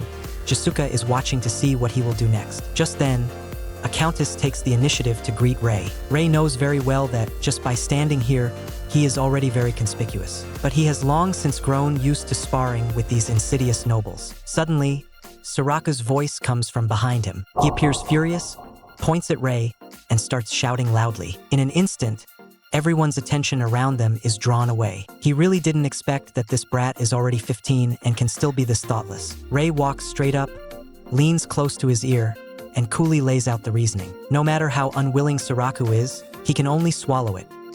Everything Rei said is the truth, so he obediently leaves. This brat really is a headache. Danpei, who had been watching the scene from behind, walks up and rubs his head. He had originally wanted to see how Rei would handle this, but it ended too quickly. They didn't need to step in at all. Rei doesn't pay it much mind either and turns around to leave. He heads straight off to chase after Saraku. At this moment, Saraku is still simmering with anger. Suddenly, he hears someone approaching from behind. He turns his head and sees that it's Rei. Without saying a single word, he charges forward, wanting to swing and land a solid punch on him. Rei grabbed his wrist in one swift move and pressed down his voice. "Stop it. Don't you want to be emperor?" The slave boy has only changed into a tailcoat, and that alone is enough to keep the emperor's gaze fixed on him. Rei couldn't bear to see Saraku die such a miserable death. But the way he is now, he's really too spineless. He's still the crown prince, after all. Rei told him, "If you want to be emperor, then either abandon your mother with your own hands and draw a clean line between you and her, or go and persuade him and Makiyoshi Gongjak, or go and persuade him and Duke Makiyoshi to stop coveting power that does not belong to them. Hey, if you can't do any of that, then you'd better give up the throne as soon as possible." Saraku was completely pierced by those words. He walked off without even looking back, slamming the door behind him. Even though saying all this might be useless, Rei felt that, rather than being killed in ignorance, at least he should die understanding why. He hadn't expected Saraku to be ignorant to this degree. At that moment, someone suddenly walked over. It was Danpei and Kurisu. They had heard the entire conversation Rei just had with Saraku. Danpei felt a sinking in his heart. He was a slave after all. Saying it like that was far too harsh. But Kurisu, on the contrary, was more curious. What choice would Saraku make? Rei told them, Saraku is just a child. Even if those words were hurled straight at him, he still wouldn't truly change. But once words like that are spoken, they can cost you your life. Rei doing this, he really couldn't figure it out. Could it be just because he pitied that child for being too miserable? The few of them were chatting when Jiseuka suddenly arrived. He directly told Rei to come with him, saying he would take Rei back to the bedchamber. Rei saw him dismiss all the maids. An alarm instantly blared in Rei's heart. Jiseuka had originally thought Rei wouldn't be able to handle the banquet and had been worrying about him the whole time. He hadn't expected Rei to cope with it so effortlessly. So what now? Are you upset that your worrying was for nothing? Do you feel wronged? Jiseuka felt that, in that kind of high-class formal wear and among those crowds of nobles and socialites, Rei fit in perfectly. But if Rei had been born a slave, there's no way he could have done that. Everyone else at the banquet definitely thought the same. I didn't expect you to think so highly of me. At this moment, every movement Rei made, every pause, was silently hooking and holding Jiseuka's gaze in place. In the next second, a single move from the other man completely threw Rei into chaos. He can't possibly be trying to. Rei shook off Jiseuka's restless hand. You're the one who dragged me to that banquet? Don't you have a conscience? Before he finished speaking, he was grabbed hard by the other man. Sensing something was wrong, Rei immediately put away that bit of arrogance. But by then, it was already too late. Jiseuka suddenly pulled him into a tight embrace. Leaning close to Rei's ear, he said in a low voice, "I'll make you happy. This guy, even the way he talks is this blunt," and his actions were getting bolder and bolder. At the same time, he kept his voice low, coaxing Rei not to be nervous. By midnight, Rei had already fallen into a deep sleep. Jiseuka was still full of energy. The person in front of him was someone he obviously liked very much. He kept calling Rei's name over and over. In a daze, Rei seemed to hear Jiseuka calling him by his name from his previous life. Taking advantage of those rare moments when he had free time, he would play chess with Rei, but in game after game, Rei always managed to beat him. And whenever he stood up to leave, it meant that Rei would have to return to the bedchamber again. 2 months had already passed since that last banquet. Jiseuka and the forces on the Empress's side had officially torn off all pretenses, and he left early and came back late every day. It was the same for Rei. He had been forbidden to go out for a full 2 weeks. As for how he planned to deal with Saraku and the Empress, Rei did not want to ask. But Rei also felt that Jiseuka should be able to handle it well. The world outside felt so much freer. But if he went back now, who knew whether he would be able to come out again next time? Rei said he was too bored in his room, hinting in every way that he wanted to go out. Jiseuka pretended not to understand. Bored? Then I'll send you some more documents. Rei was so angry that he shouted, "That's not what I meant." Since hinting didn't work, Rei simply laid it out. "I want to go out. As long as you agree, I'll do anything." The moment the words left his mouth, he regretted it, as if he had said something wrong. He immediately added, "Forget it. Just pretend you didn't hear that." But this awkward look of his was actually quite cute. Rei saw the soldiers nearby practicing their swordsmanship. Jiseuka asked him, "Do you want to learn swordsmanship?" Rei's heart sank. "So I still have to learn under surveillance." He hadn't expected that Jiseuka would actually let him learn the sword. Rei stepped closer, deliberately teasing him. "Once I learn to use the sword, aren't you afraid I'll come after you?" When it came to chess, Jiseuka didn't dare brag, but once swordsmanship was mentioned, he was full of confidence. Rei was no match for him at all. Just from Jiseuka's expression, Rei could instantly tell what was real and what was not. Suddenly, a spark of inspiration flashed through Rei's mind. Since I can learn swordsmanship, does that mean I can learn other things too? For example, magic? But Jiseuka rejected him outright. "Didn't you just say you only wanted to go out and do something? Why are you suddenly trying to learn magic?" That question made Rei feel guilty in an instant. His original thought was, so long as he could learn magic, he would be able to come into contact with magic crystals. As long as he could get his hands on magic crystals, even with this frail body, he would be able to completely reclaim his former power. By then, he would be able to completely escape this terrifying situation, where he couldn't do anything and could only be trapped. Precisely because the power of magic crystals was too great, Jiseuka would never let Rei touch them easily. Jiseuka made Rei choose between learning swordsmanship and going back to the bedchamber. And Rei had no choice but to pick swordsmanship. At least by choosing that, he could still come out. But it wasn't that simple. Many of the techniques for practicing the sword were clearly the same as in his previous life, but this body was far too different from the one he had before. Right now, he could barely even control a simple sword swing smoothly. Rei said he hadn't used his full strength, and Danpei was starting to suspect he was just pretending to be modest. After all, when Danpei was Rei's age, he was nowhere near this strong. Rei wasn't interested in Danpei's evaluation, because the one actually responsible for training him was Kurisu. So Danpei simply let Kurisu be the one to judge. Kurisu took one look and went straight to the heart of the matter. Rei's problem lay in his power and his posture. To make it clearer and easier for Rei to recognize, Kurisu prepared to demonstrate it to him personally. When Danpei saw this, he couldn't help looking forward to it as well. They saw Kurisu plant his feet firmly, and then cleanly and decisively slash out with a powerful sword strike, the sword aura whipping up his silver hair. His silver hair lifted in the wind. This was ridiculous. How could anyone be this cool? Rei, standing to the side, was stunned on the spot. The slave boy was yanked away by the crown prince. He was about to see the magic crystal stone he had been longing for day and night. Kurisu finished the whole sequence of movements as smoothly as flowing water. Then he handed the sword to Rei. "You give it a try." Rei had been watching the whole time just now, and he caught the key detail. When Kurisu struck, his weight was pressed onto his left foot. So Rei copied his stance and set himself up. He gathered the strength of his whole body and swung out a sword just as powerful. That tingling jolt allowed Rei, in an instant, to regain the feeling in his hands from his previous life. Seeing Rei's performance, Kurisu gave him very high praise. He did even better than Kurisu had expected. Danpei was stunned as well. At this pace, he'll be able to become a sword master within a few years. Should I say this line? "Thank you for letting me witness this moment." After being praised like that by the two of them, Rei was clearly even happier. As long as it's something I've set my mind to do, I've never lost. But back to the point, Jiseuka is a sword master, right? Danpei told Rei. "In the year of my coming-of-age ceremony, Jiseuka's swordsmanship was already at the master level. You and he as well are both so strong it's almost inhuman." Kurisu hurriedly told Danpei to watch his wording. Although everyone calls Jiseuka a sword master, Rei has never actually seen him hold a sword in daily life. His hands are always full of documents. Danpei said that His Majesty used to be like that as well. The three of them trained in swordsmanship together. Same amount of time, same training. When they were learning the same technique, all Jiseuka had to do was take one look, and he could make the move his own without needing to practice at all. So he simply had no need to carry a sword all the time. Maybe that's just how it is with the gifted. You can only watch from behind, never able to catch up. Hearing them say this, Rei couldn't help but take another look at Jiseuka. In his previous life, he had only thought Jiseuka was a brat who had never set foot on a battlefield. But now it seems he really is outstanding. So Rei asked them, "The Emperor of the Stella Empire, are you talking about Emperor Edu?" Sure enough, after Reibeu died, Edu became the Emperor of the Stella Empire. Rei was a little curious.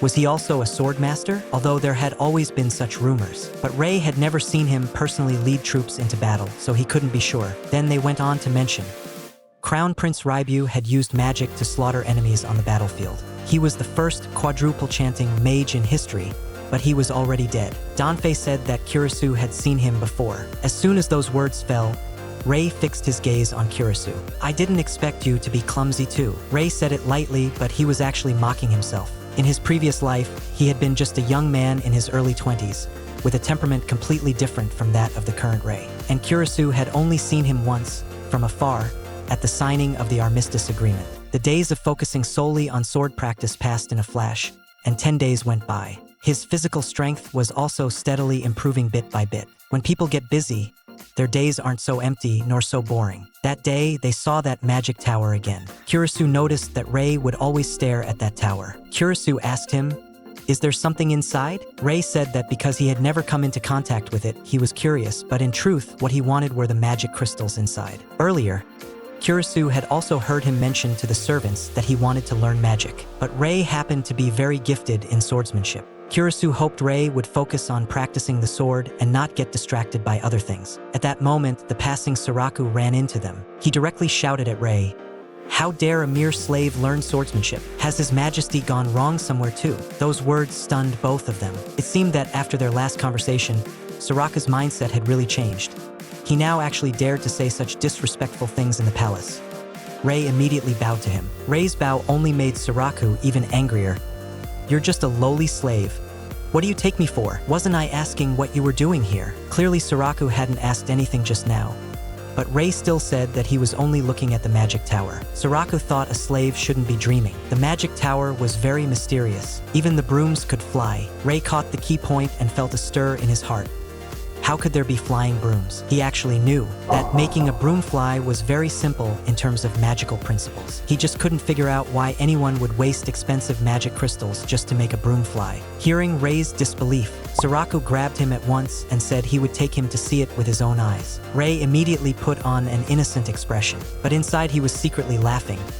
This guy is way too easy to fool. Only the last step was left. The emperor flew into a rage and pinned the slave boy under his foot. But when he saw how pitiful the boy looked, the emperor still softened. Falling right into Rei's provocation, Saraku dragged him into the magic tower. He was determined to let Rei see for himself how exactly the brooms could fly. At this moment, Danpei had already rushed to the palace to report to Jiseuka. In fact, Rei was even more anxious than Saraku, but he couldn't show it. But this was the crown prince's order, so Kurisu had no way to stop it. Seeing that the one who had come was Saraku, the old man's heart sank.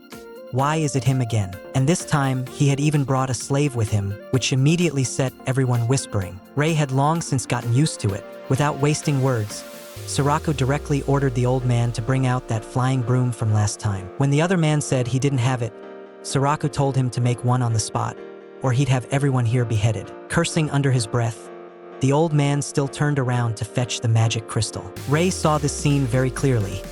The Empress's faction was truly hard and unyielding. Even a magician dared to openly ignore Saraku to his face, when his own life, his mother's life, and his maternal grandfather's life were all hanging by a thread. He was still just a hopeless child who only knew how to show off a flying broom to others. Before long, the old man brought out the magic crystal and the broom together. The moment he saw the magic crystal, Rei forcibly suppressed his impulse. He really wanted to snatch it immediately, but he couldn't rush it. The old man began to chant, and the broom gradually lit up along with it. In the next second, it really rose into the air. Rei snorted. Isn't it just making a broom fly? And he actually needs double-layered chanting, so it was only to produce that light. Saraku laughed proudly. Impressive, right? This kind of thing is something you'll never see in your entire life. In Rei's eyes, this at best was just a trick for coaxing children. But Saraku was truly laughing happily. Rei could only pretend to be calm and give a small accompanying smile. People around them were all talking. How could a slave, seeing a scene like this, not be surprised at all? Looking at Rei's reaction, Saraku suddenly felt a surge of envy. What do I have to do to become like you? Your status is clearly so low, yet you know so much. That must be why Xia dotes on you so much. If I also became like you, would Xia change his mind? Rei was rendered speechless by his stupid question. And precisely because of this, Rei was even less willing to have anything to do with him. But now, he couldn't care about anything anymore. He charged straight toward the magic crystal. The magic crystal that could restore his magical power was right in front of him at this very moment. Just then, Jiseuka rushed over. Of all times, it had to be now. Jiseuka strode forward and grabbed Rei in one motion. He directly flung him to the side. Rei hadn't even had time to recover. Jiseuka suddenly pinned him down and shouted to the side, "Hurry up and bring the chains over." Then he glared viciously at Kurisu. Didn't I give an order that he is not allowed to set one foot in the magic tower? Kurisu could only lower his head and apologize. Rei only found it ironic. He clearly had never given such an order, yet the other spoke as if it were true. Then, Rei was taken away on the spot. Jiseuka's gaze pressed down, and Saraku was so frightened on the spot that he trembled. Back in the room, Jiseuka slammed Rei hard onto the bed. What the hell? Why are you suddenly acting crazy? Since Jiseuka still had no evidence that he had run away, Rei could only grit his teeth and deny everything for now. But in the next second, Jiseuka grabbed him by the collar and forced him. Who exactly are you? Rei was so scared by him that he trembled, struggling, yet still gritted his teeth and said, I'm just a slave. That sentence completely ignited Jiseuka. You say you're a slave? Huh? Then do you want to know how a real slave is treated? In the next second, Rei was pinned under his foot. It was obvious that he wanted to trample Rei's dignity to pieces in front of everyone. Rei stopped struggling as well, more or less accepting it. The two of them just stayed locked in that stalemate for a while. Bit by bit, Jiseuka calmed down, and in the end he still couldn't harden his heart. He pulled Rei into a crushing embrace. He himself couldn't explain why he was like this. There was clearly no need to understand Rei's difficulties. He was just a slave. Suffering some humiliation was nothing. Rei couldn't figure it out either. Why would an emperor get so serious over a slave entering the magic tower that he came in person? Jiseuka suddenly shoved him away and continued to press. Who are you? Rei wanted him to confirm it personally. Only if Jiseuka personally acknowledged him as Reibeu would it count. Yet throughout this whole process, Rei never answered. Jiseuka once again pulled him into a tight embrace, and until the very end, did not say another word. Seeing that slave boy being bullied, Kurisu's instinct to protect flared up to the maximum, and he immediately stepped in front of him. Inside the council hall, people from the Empress's faction all began to speak up, proposing to drive that slave out. On the Emperor's side, the Duke heard this and immediately couldn't sit still. Saying this was the collective decision of the court officials.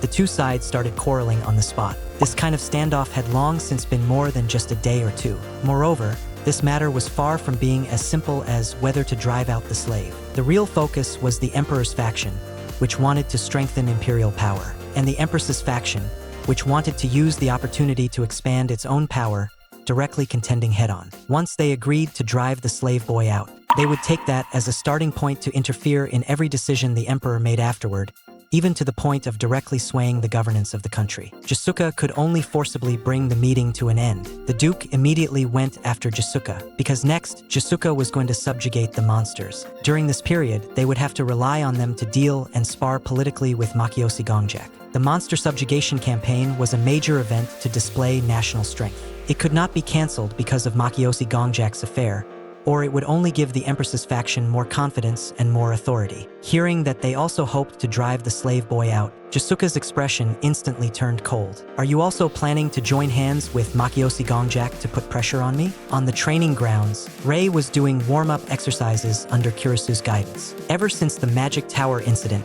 Jiseuka's situation had become very awkward. Although no one said it outright, Rei could guess it in his heart. Yet Jiseuka didn't lock Rei up because of this, and instead still allowed him to come out and practice swordsmanship as usual. Rei almost began to feel grateful to Jiseuka. A flash of sword light swept past, and the straw dummy was cleanly chopped in half. Kurisu couldn't hold back and praised him on the spot. But Rei felt that at this level, he was still like a child. Suddenly, sand got into my eyes, and I almost instinctively, out of habit from my previous life, opened my mouth to ask someone to bring me a towel. At that moment, Kurisu was surprisingly considerate and directly handed the towel to my hand. The scene was indescribably funny. Logically speaking, it should have been Rei the slave handing a towel to Sir Kurisu instead. Even Kurisu himself did not understand why he would do such a thing, and Faye was still adding fuel at the side, stubbornly pushing him into a stress reaction. Just then, Jiseuka walked into the training ground. The two of them immediately restrained their expressions and stood respectfully. Jiseuka asked,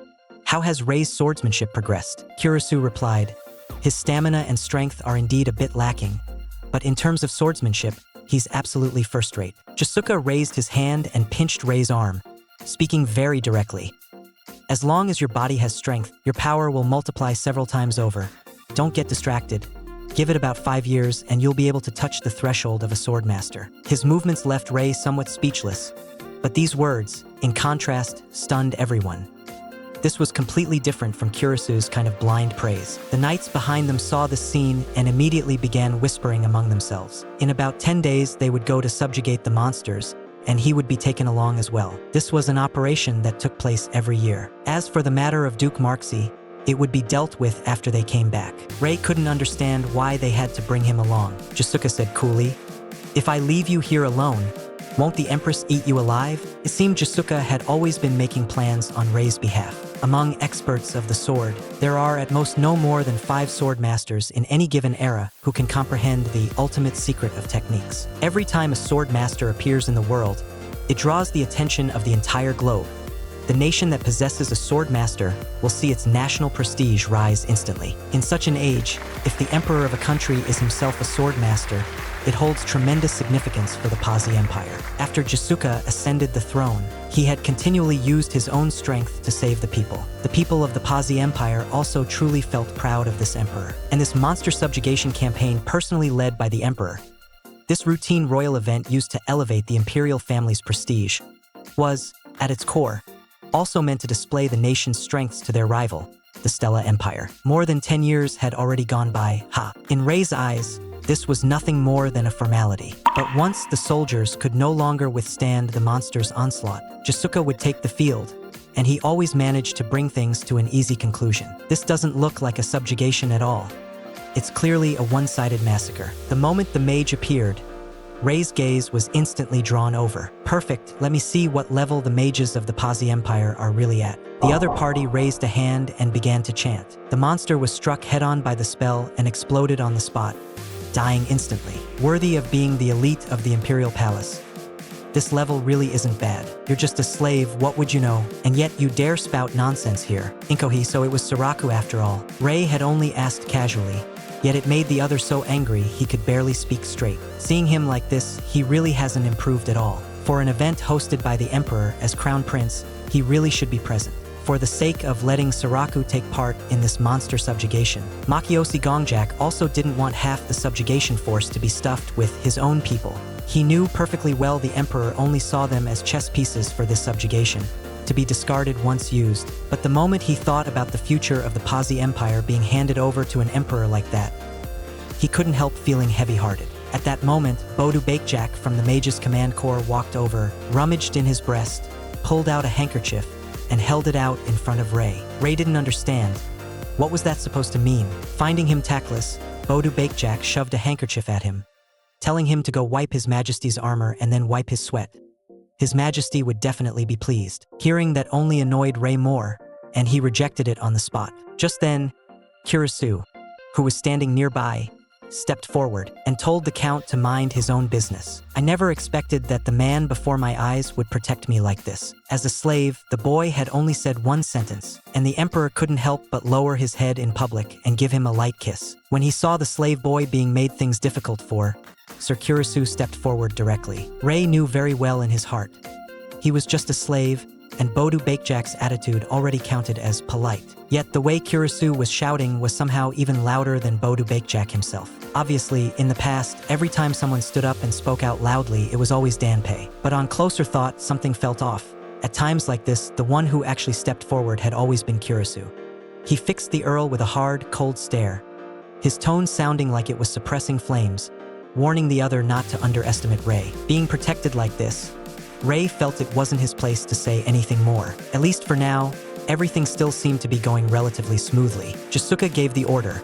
Before the sun set, this area had to be completely cleared out. The more Rei listened, the more wrong it sounded, even though speaking up here would do him no good. But he still couldn't hold back and said that the orc tribe they had just wiped out was far too large in scale. And the surroundings here were not exactly a place rich in food, nor was it a region where they could easily target humans and plunder supplies. Yet such a large-scale monster tribe had gathered here.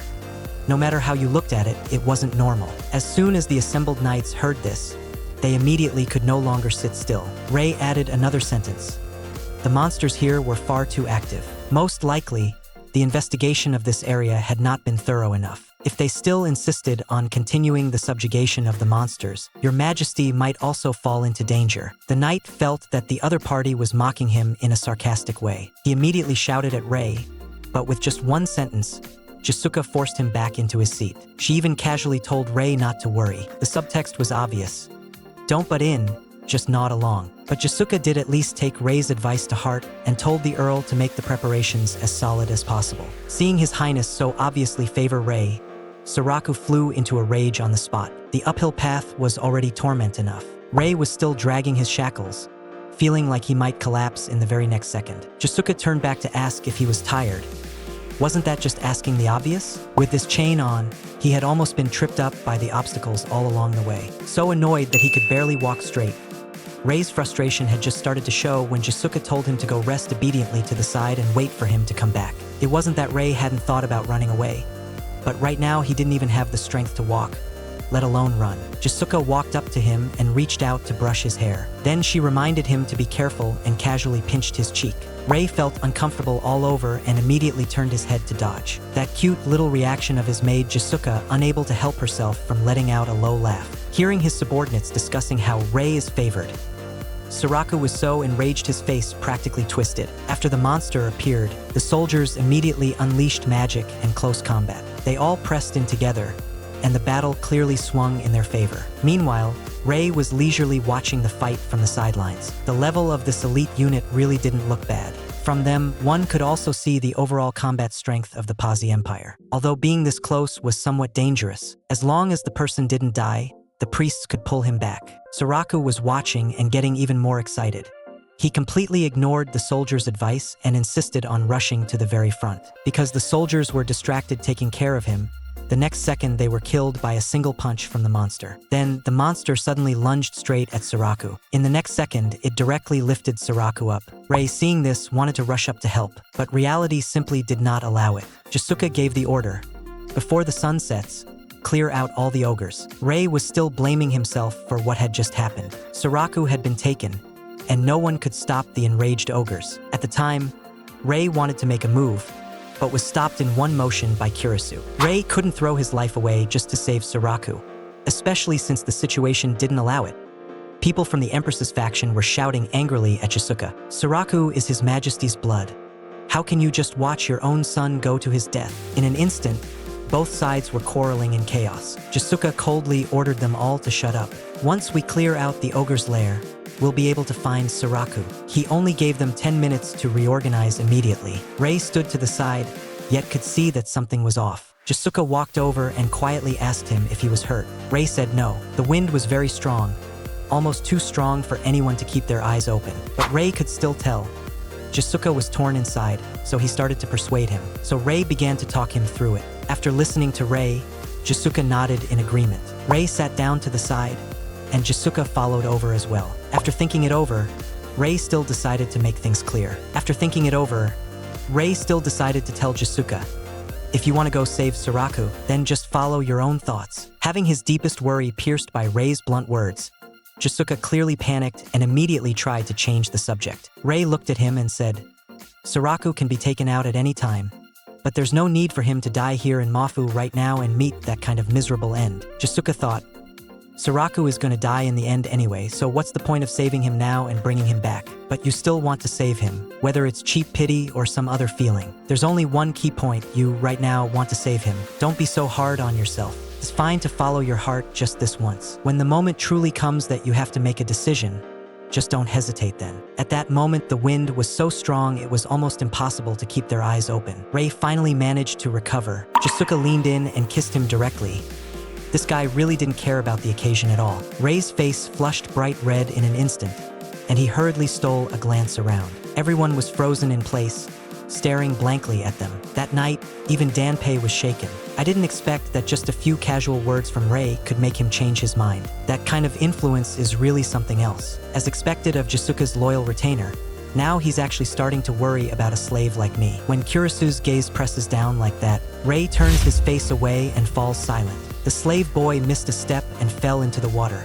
It should have been a heaven-sent chance to escape, yet he voluntarily returned to the Emperor's side. They swept through the enemy as they advanced, driving straight toward Oji's lair. Jiseuka was virtually invincible. The soldiers over there found Saraku. The moment Rei saw him, he wanted to rush over and save him. Jiseuka immediately blocked his way, coldly ordering him to retreat to a safe position. But Rei felt that taking off the shackle on his ankle first would be even safer. Fine then, at this moment Danpei and Kurisu stepped forward. They assured Jiseuka that they would protect Rei, and Kurisu even staked his life as a guarantee. With no more worries holding him back, Jiseuka turned and charged in to kill, as if he had completely unleashed himself. Every OG inside was slain by his hand, not a single one left alive. Seeing how ruthless he was, Rei froze for a moment. He really must never clash head-on with this man in the future. Once he cut down the big boss, he immediately signaled the mages to wipe out the remaining small fry. So the Count raised his hand and began a magical bombardment. The cave flickered again and again with magical light.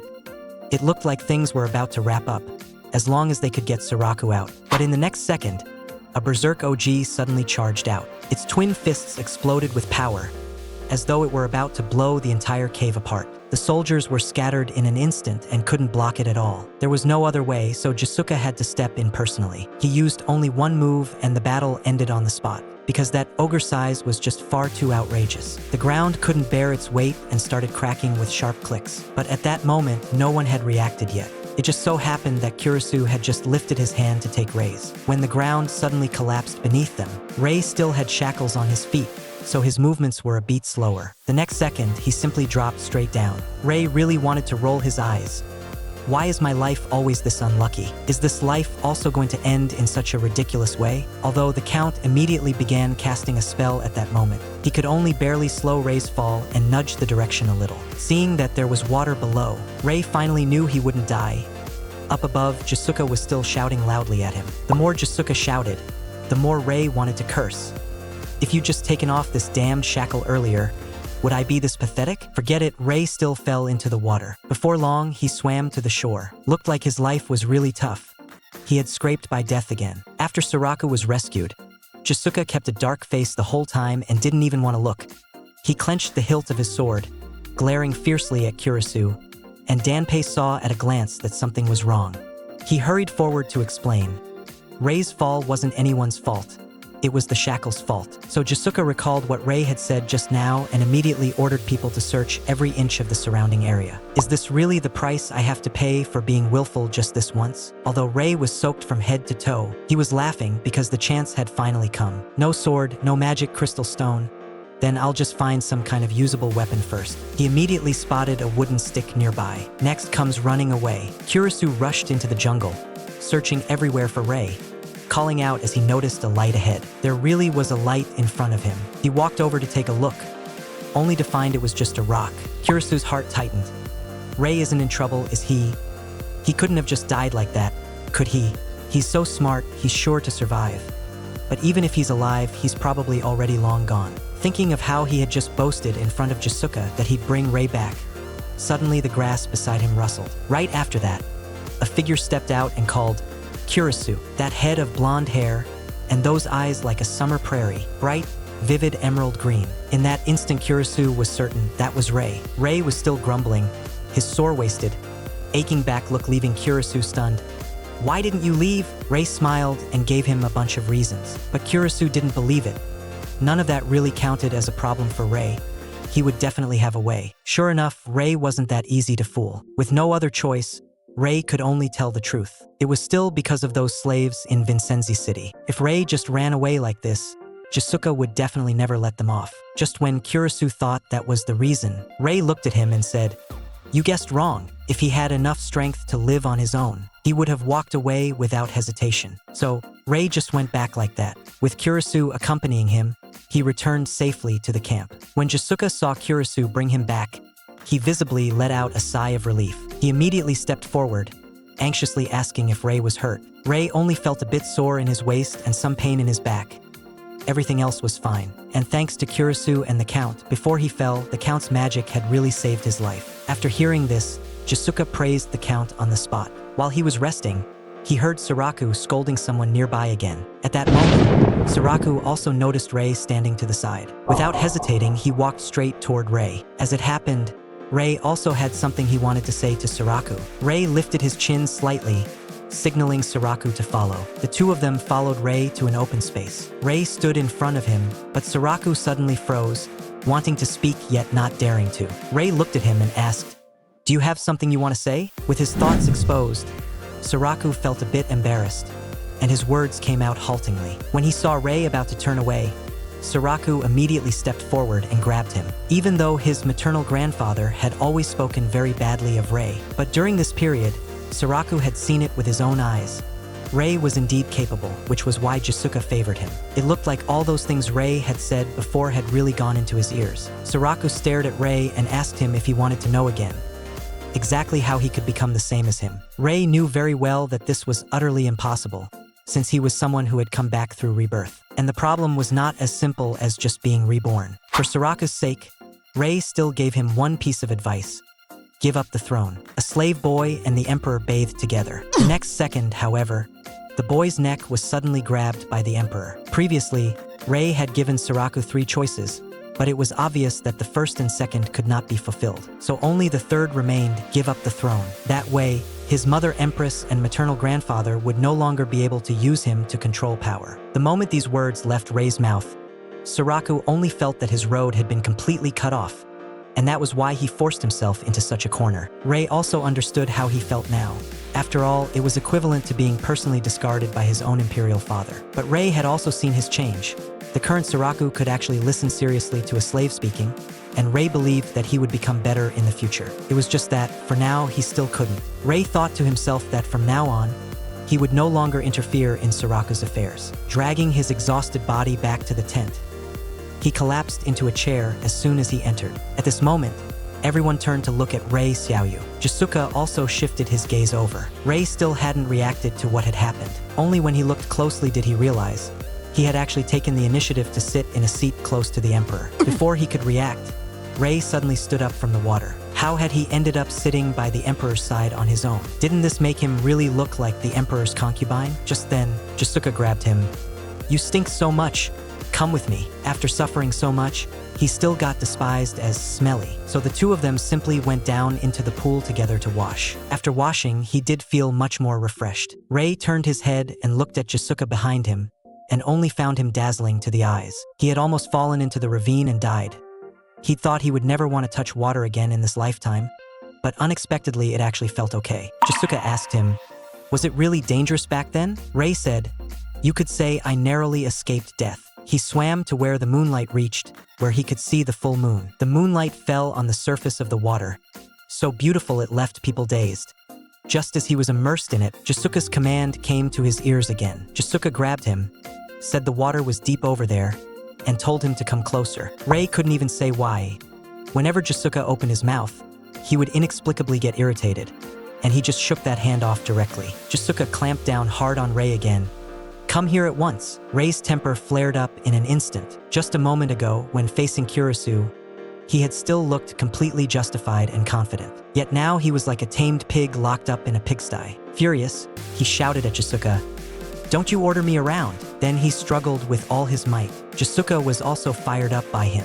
Rei understood very clearly that the happiness of this moment was not what he wanted at all, because none of it had begun with his own consent. Again and again, he used all his strength to push Jiseuka away. Red and swollen, the effort of pushing made Rei's hands flush red and swell before Jiseuka finally let go. Right now, he no longer had the mood to appreciate any scenery. The soldiers heard the commotion and all rushed over. Jiseuka came closer and draped clothing over Rei's body. But that movement completely ignited Rei, as if reminding him, "You belong to me." Rei yanked it off in one motion and flung it straight to the ground. Driven to the edge of losing control by him, Jiseuka raised his hand and clamped it around Rei's neck. Yet Rei did not dodge at all. Facing that vicious glare, his eyes grew even colder. "Remember this. You will never escape from the palm of my hand. Even a single strand of your hair belongs to me." Rei was not as strong as he was, but he still clutched Jiseuka's hand in a death grip, forcing blood to come out. Rei was shaking with rage as he shouted at him, "I don't belong to anyone. I won't let anyone control me." "Ha! Just look at the state you're in now. Do you really think that's possible? Just look at the state you're in now. Do you really think that's possible?" Rei's whole body began to tremble. Only then did Jiseuka release his hand. Then he turned around and left. It was only in that moment that Rei understood. In his current state, he could do nothing. As the demon hunt was drawing to an end, the subjugation squad ran into a new kind of monster, bloodworms. Ever since Rei came back, Jiseuka had been taut with tension, terrified that something might happen to him. At a time like this, he actually still had the leisure to lean in for a kiss, then pressed Rei down beside Kurisu and the Count, as if to soothe them. Staring at the slain bloodworm, Rei walked toward them. Kurisu looked puzzled. Why is he going over there? Rei said that bloodworms don't like soil soaked with the blood of their own kind. Disgusting as it is, the more corpses there are, the safer it actually is. After saying that, he even hooked up a meaningful smile. The Count noticed that Rei had been staring at the magic crystal on his staff. The Count asked him, "Are you really that interested in magic crystals?" Rei didn't deny it, but more than being curious what Rei wanted to do with the magic crystal, what the Count cared about was why the Emperor wouldn't even let Rei touch it. Rei turned his head and asked Kurisu, "What do you think?" Kurisu fell silent for a moment and thought it over seriously. Piecing it together with what happened at the Mage Tower last time, he guessed Rei might use magic, which was why His Majesty forbade him from touching the magic crystal. "Is it such a big deal that I can use magic?" His Majesty clearly said, "I have the talent of a swordmaster, and even taught me swordsmanship personally. So why is he so particularly wary of me using magic?" This rapid-fire barrage of soul-searching questions left Kurisu completely stumped. Just then, the ground suddenly shook violently, but Rei was the first to curl his lips in a wicked grin. Oao hadn't even reacted to what was happening yet. Oao thought it was another bloodworm, but it wasn't. What drilled up from beneath the ground was something even bigger than a bloodworm, a stowworm, and that pile of bloodworm corpses was, to it, simply a ready-made feast. Rei had finally waited for this moment. That night in the jungle, he had accidentally seen the stowworm dive into the ground and disappear right after eating the bloodworms, so he decided to use it to get the magic crystal. When Jiseuka was dealing with the bloodworms, he would use the bloodworm corpses to lure the stowworm out. When the knights went to entangle the stowworm, that would be his window to snatch the magic crystal. Seeing that Rei was about to be in danger, Kurisu rushed forward at once and shielded him with his own body. But in the next second, the stowworm behind them lunged fiercely at them. Kurisu was bitten on the spot, and Danpei immediately drew his sword and charged in to save him. After being slashed, only then did the stowworm release Kurisu. Right after that, it looked like it was gathering strength to unleash a big move at Danpei. Danpei shouted, warning everyone. They had to kill it before it launched its attack. But the Count's spell had far too long a wind-up. He took forever and still couldn't cast it, and everyone anxiously urged him on. He finally forced the magic energy sphere out. In the next second, The energy sphere struck the stow-worm squarely, but that level of force felt to it like just a light scratch. It immediately began to charge up again, and the Count's defensive magic also needed a wind-up. Yet, at that very moment, the stow-worm had already attacked first. At the last possible moment, the defensive barrier finally formed, but it looked like it would shatter in the very next second. The Count clenched his teeth and rushed forward, bracing himself at the very front. Rei, however, stood to the side, a wicked smile spreading across his face. For a mage, casting spells requires intense concentration, so their body basically cannot move. If one can perform multiple chants, they can do many things at the same time. But the Count is currently only at the level of triple chanting, and if you still want him to move, it's equivalent to forcing him to do quadruple chanting. Obviously, he can't do that, and at that very moment, it just so happened to give Rei the best opportunity. He suddenly appeared right next to the Count. The Count was startled on the spot. In the next second, Rei directly reached out to grab the magic crystal. The moment the magic crystal was in his hand, Rei's power instantly flooded his entire body. With just a single move, he instantly killed the stow-worm. Everyone was coughing hard from the smoke that had exploded out. At this moment, Kurisu discovered in shock.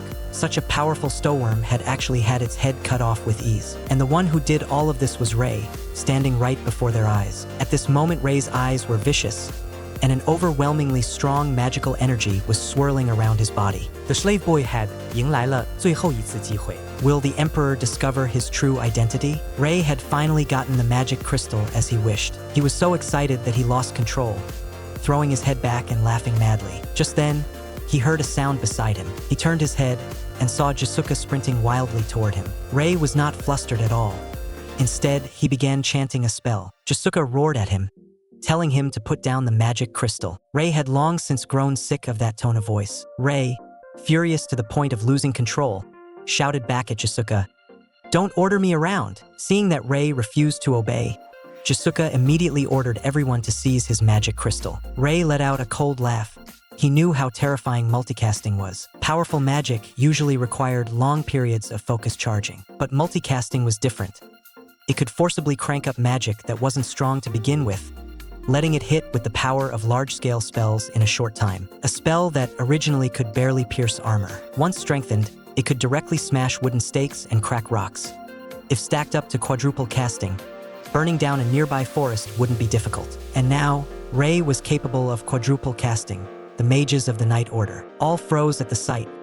There really was a high-tier spell at the fourfold level. Flames began to spread. Just like now, the fury in Rei's heart lunged straight at Jiseuka. Jiseuka had no choice but to put away his contempt and get serious. He unleashed sword aura to block it head-on. In the end, he still managed to block Rei's strike. As expected, he had some skill. Rei, however, was not surprised at all. He turned and shot straight toward the other mages. That man forced down his panic and shouted, "Don't panic!" Even with quadruple casting, it's impossible to keep reciting while running. But he clearly underestimated Rei. Rei was the first quadruple casting mage in history. Rei's figure flickered, and in an instant, he was right in front of them. The next second, he smashed someone to the ground with a single punch. In the same motion, he snatched away the man's magic crystal. Rei actually really wanted to answer his question, but right now, he didn't have time to waste on them. The duel between the swordmaster and the mage was about to begin, but just then, someone launched a sneak attack from behind. But in the very next second, he was one-shot by Rei. When dealing with this kind of small fry, Rei found it as easy as crushing an ant. He casually picked up the sword lying on the ground. Seeing this scene, Jiseuka completely lost it and started screaming like a madman. What Rei hated most was that lofty, condescending look in Jiseuka's eyes, so he decided to pay him a personal visit. Rei raised his hand and blasted out a spell attack. But this strike was forcibly blocked by Jiseuka, so Rei simply closed in and fought him at close quarters. But a mage using a sword against a swordmaster was obviously at a disadvantage. Yet Rei wasn't flustered at all. In the next second, he vanished on the spot. Right after, he teleported behind Jiseuka and struck again. Jiseuka couldn't dodge in time and took the hit head-on. When everyone saw His Majesty injured, they immediately rushed forward to protect him. In Rei's eyes, Jiseuka was just a brat. "Beat me? You're a million years too early." As he said this, an even stronger surge of magic power was already crashing down on Jiseuka. When the smoke cleared, Jiseuka was actually completely unharmed. Rei felt it was all just cheap tricks.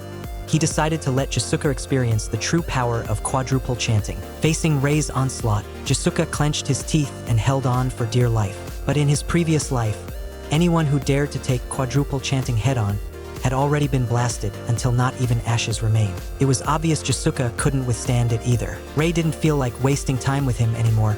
He ended it with a final blow. Just then, Rei saw Saraku rushing toward him, and his heart suddenly lurched. At the same time, Kurisu seized this opening, raised his leg, and delivered a vicious kick straight at Rei. Rei was sent flying on the spot, and his vision went dark for a moment. Right after that, he was escorted away by the soldiers. Jiseuka lowered his head and looked at the magic crystal in his hand, as if he had finally made some kind of decision. At that moment, he heard Danpei's voice, "Your Majesty." Then Danpei's voice came again, "Your Majesty, please pronounce punishment on him." Hearing this, Jiseuka's chest suddenly tightened. He recalled that everything just now had been caused by Rei. Yet, when faced with Danpei's proposal, Jiseuka ultimately did not issue a punishment order and only had Rei taken to the prison camp. On the other side, when Danpei saw that Kurisu was in low spirits, he walked over to tease him. "You saved His Majesty's life. Are you going to get another medal?" Kurisu only felt that he had merely done what he was supposed to do. Danpei went on to say that he also didn't know how Rei would be dealt with. Kurisu instantly got worked up. A man like that ought to be executed on the spot and beheaded at once. But Danpei did not believe that this was really what Kurisu felt in his heart. Given Rei's current strength, he clearly had the ability to injure Kurisu severely. Yet in the end, he had held back his hand. Kurisu thought that Danpei was trying to get him to side with Rei. Danpei, however, said that no matter what you think, at the very least this is the truth. At that moment, Bodu Baekjack walked over. Even if Kurisu didn't want to hear it, Bodu still spoke the words out loud. Rei used quad casting. No one should be able to do something like that, and he even carried a sword onto the battlefield. Throughout the continent's history, only one person has ever done it. That person was Reibeu Ban of the Stella Empire. Stella heard that Rei looks just like him, so perhaps there really is some connection between them. In the prison, Rei felt that most of his ribs were already broken. He couldn't even get up. He didn't want to admit it, but his heart had indeed wavered. If, in that situation, the emperor had truly died, the Parsi Empire would surely have declined rapidly, and the war would very likely have broken out again. The moment he saw him protecting his own son, Rei's heart wavered violently. At this point, if he had to kill Jiseuka again, he feared he really wouldn't be able to do it. Originally, none of this had anything to do with him. Before, he had even advised Jiseuka not to waver at critical moments. He hadn't expected that when it was his turn, he would be the one to lose his composure first. And now, there was only one last chance left. Rei heard movement, and sure enough, it was just as he had expected. Jiseuka had come. Who exactly was he? Rei hooked up a wicked smile. "If I tell you who I am, will you believe me?" If he said he was Crown Prince Reibeu, anyone who heard it would think he was crazy. So from the moment he entered the imperial palace that day, Rei had been gambling because Jiseuka had stared at him several times. He had also tolerated that slave's presumptuousness again and again. Obviously, he could have just thrown him straight into the mud, yet he kept softening at the last moment. Because in this slave, Jiseuka saw the shadow of Crown Prince Reibeu, and this final chance was, as long as Jiseuka personally admitted Rei was Crown Prince Reibeu, then he would have won the bet. After a while, Jiseuka spoke, "Reibeu Banstra." The moment he uttered that name, it was as if Rei suddenly saw hope. But Jiseuka's next sentence cut him down. "Are you his son?" At this moment, in Rei's eyes there was only despair left. That slave boy had become a prisoner in chains, even like a rag casually tossed aside. Rei's gaze went blank as he stared fixedly at Jiseuka in front of him. He had actually thought that he was Reibeu's son. Logically speaking, it was indeed the most reasonable guess. Yet when it entered his ears, the pain was unbearable. Rei lifted his head again and looked at Jiseuka. Rei was shaking with anger. "Are you joking? Whose son did you say I am? I spent over 10 years just to master quadruple chanting. Just because I'm Reibeu's son, I'd be born knowing quadruple chanting." Jiseuka, fury surging to his head, suddenly grabbed Rei in one swift motion. Indeed, saying that Rei was Reibeu's son didn't make sense no matter how you thought about it. Because not only Rei's looks and personality, even the alcohol he loved to drink, resembled Reibeu's to an excessive degree. Jiseuka pressed her.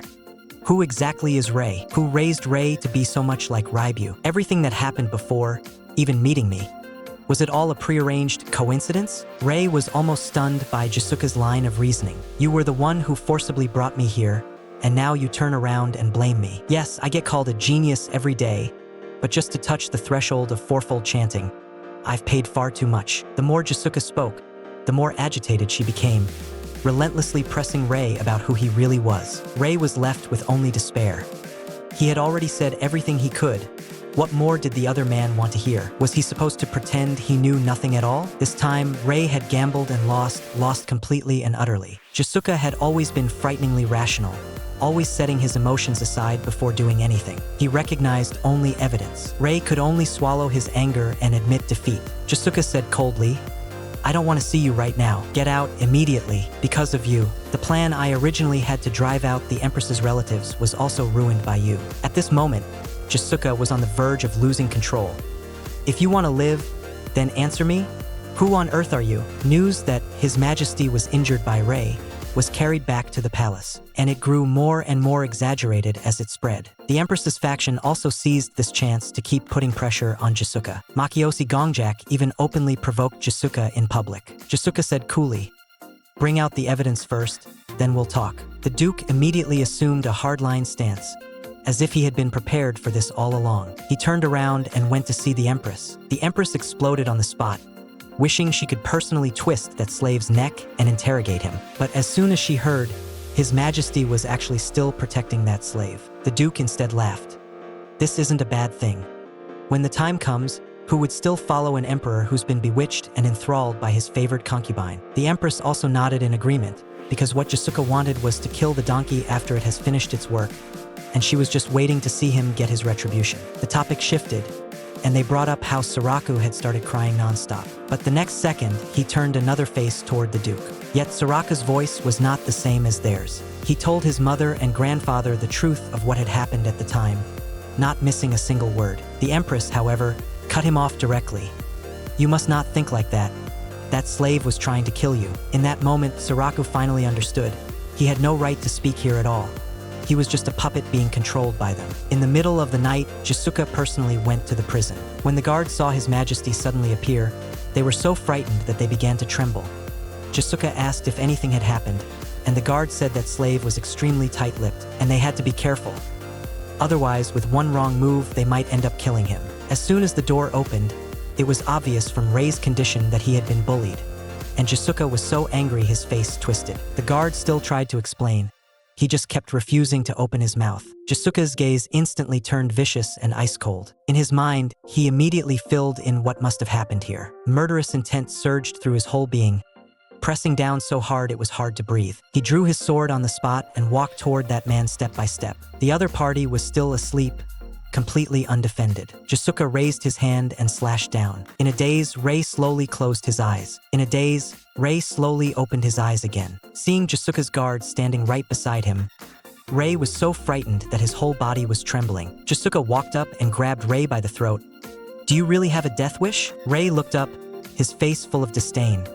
"Get lost. You think I'll stay by your side for the rest of my life?" Jiseuka knew very well that what Rei feared most was being humiliated, so he decided to brand a slave's mark onto Rei. But Rei still did not say a single word. Jiseuka gave a direct order.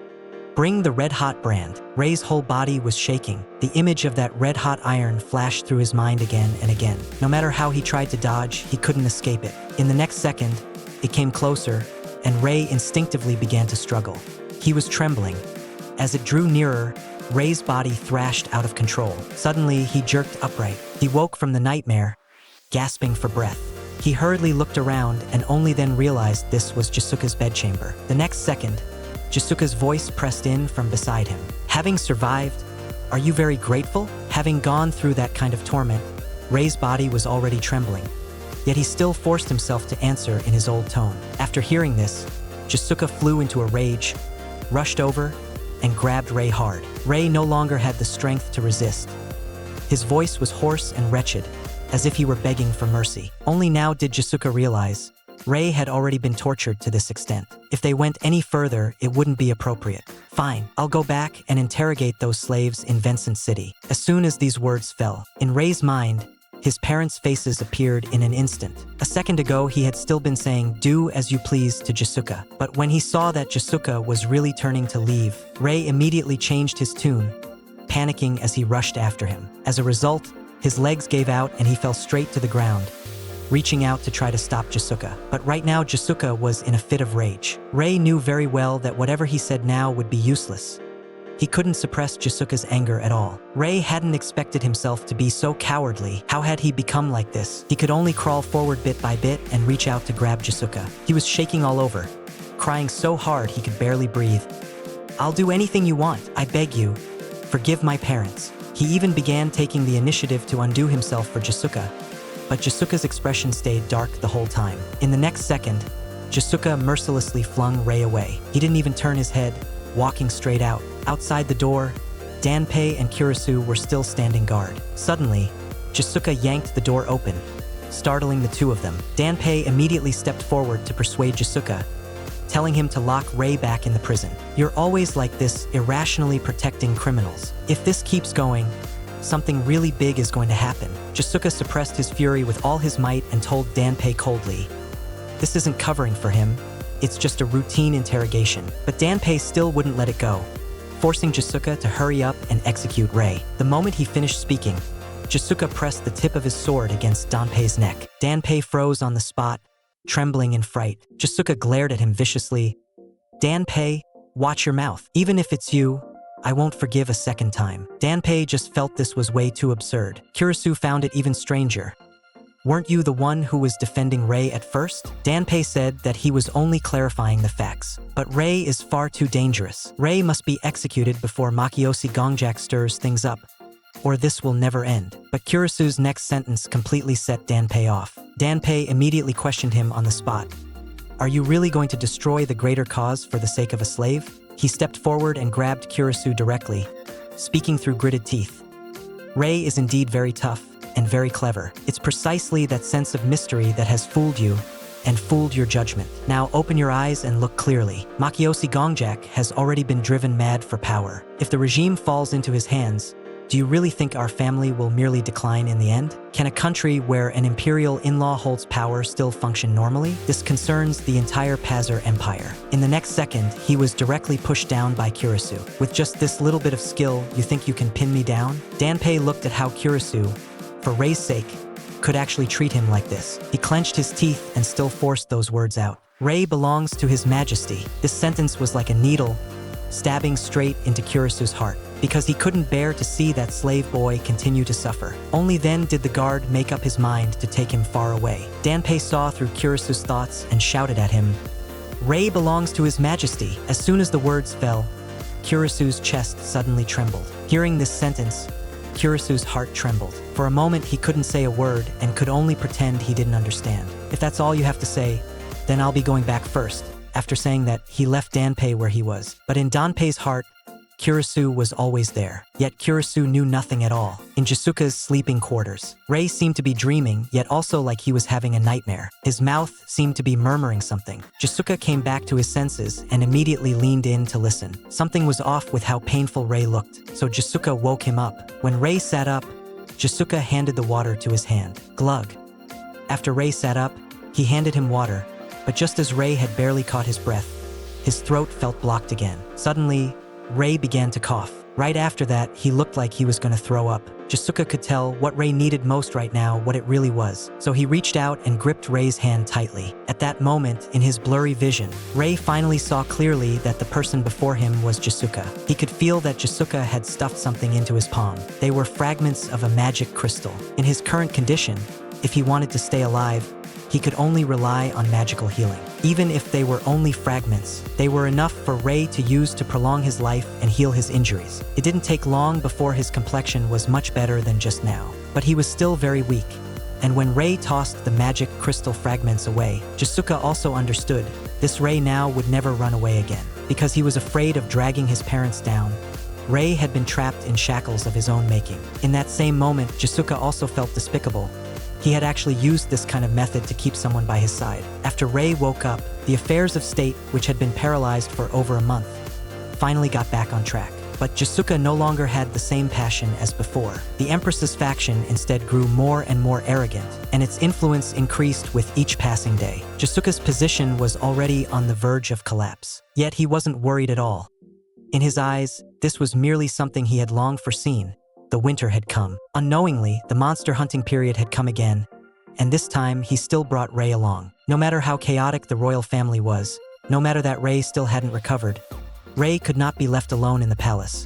That would only get him assassinated by the queen's people. Rei was clearly at his limit. Jiseuka shot Kurisu a look, signaling him to take care of Rei. Kurisu immediately picked him up and didn't expect Rei was actually this light. Danpei was displeased at a glance. Captain, he should be pretty heavy, right? Let me carry him for a bit first. But Kurisu refused to let go no matter what, insisting on doing it himself. Just then, the monsters appeared. Jiseuka took them all down in just a few moves, but those few were only small fry. As soon as their leader saw this, he flew into a rage. He lunged straight at Jiseuka, launching a frenzied assault. Everyone was so startled by the commotion that they fell silent in an instant. Even Jiseuka was stunned. He had actually been scratched by that monster. The next second, the monster leaped into the air, swinging a great blade down at Jiseuka, but Jiseuka was a master swordsman. In the end, it was still Jiseuka who finished him off. The moment everyone saw His Majesty injured, they immediately crowded around in concern. Jiseuka was a bit speechless too. Such an attack had actually managed to wound him. But at this moment, not a single mage knew healing magic, so everyone could only look around helplessly. In the end, everyone's gaze fell on Rei. So Rei took the magic crystal. He took a deep breath and began to chant. Ashian only saw a streak of blue light drill into Jiseuka's body, and in the next second the wound completely healed, while Rei was clearly at his limit. Jiseuka grabbed Rei and said, "In your current condition, you're not fit to heal others." But Rei just wanted to make Jiseuka owe him one, or use this chance to make Jiseuka guarantee his parents' safety.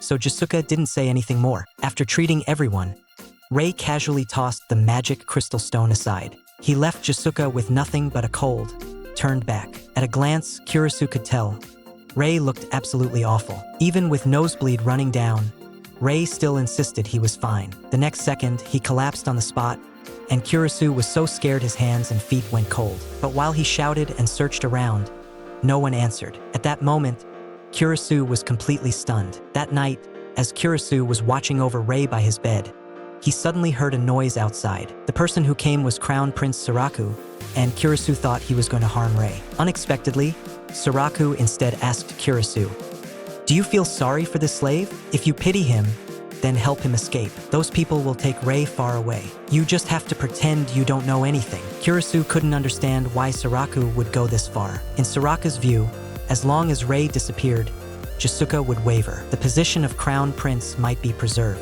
Now was the best opportunity, and also the first time he would use his own strength to do what he wanted to do. He told Kurisu to hand Rei over to them. Kurisu lowered his head and looked at Rei in his arms. He remembered all the torment Rei had suffered before. In the next second, he made up his mind. "I will personally take him away." Saraku nodded in agreement as well. He would help Kurisu buy time, and he even prepared a bag of magic crystal stones for Rei. He left only one sentence: "From now on, never come back." The crackling sound of firewood sounded in his ears. Rei woke up, his head still heavy. He looked around and immediately sensed something was wrong. Only then did Kurisu speak, "You're free. But you're not quite safe yet. We have to run a bit farther." Rei was stunned. "What are you talking about?" "Kurisu, what on earth did you do? I have to go back immediately." Shaking, "If I run away, my parents might be executed or tortured until they wish they were dead." Only then did Kurisu understand.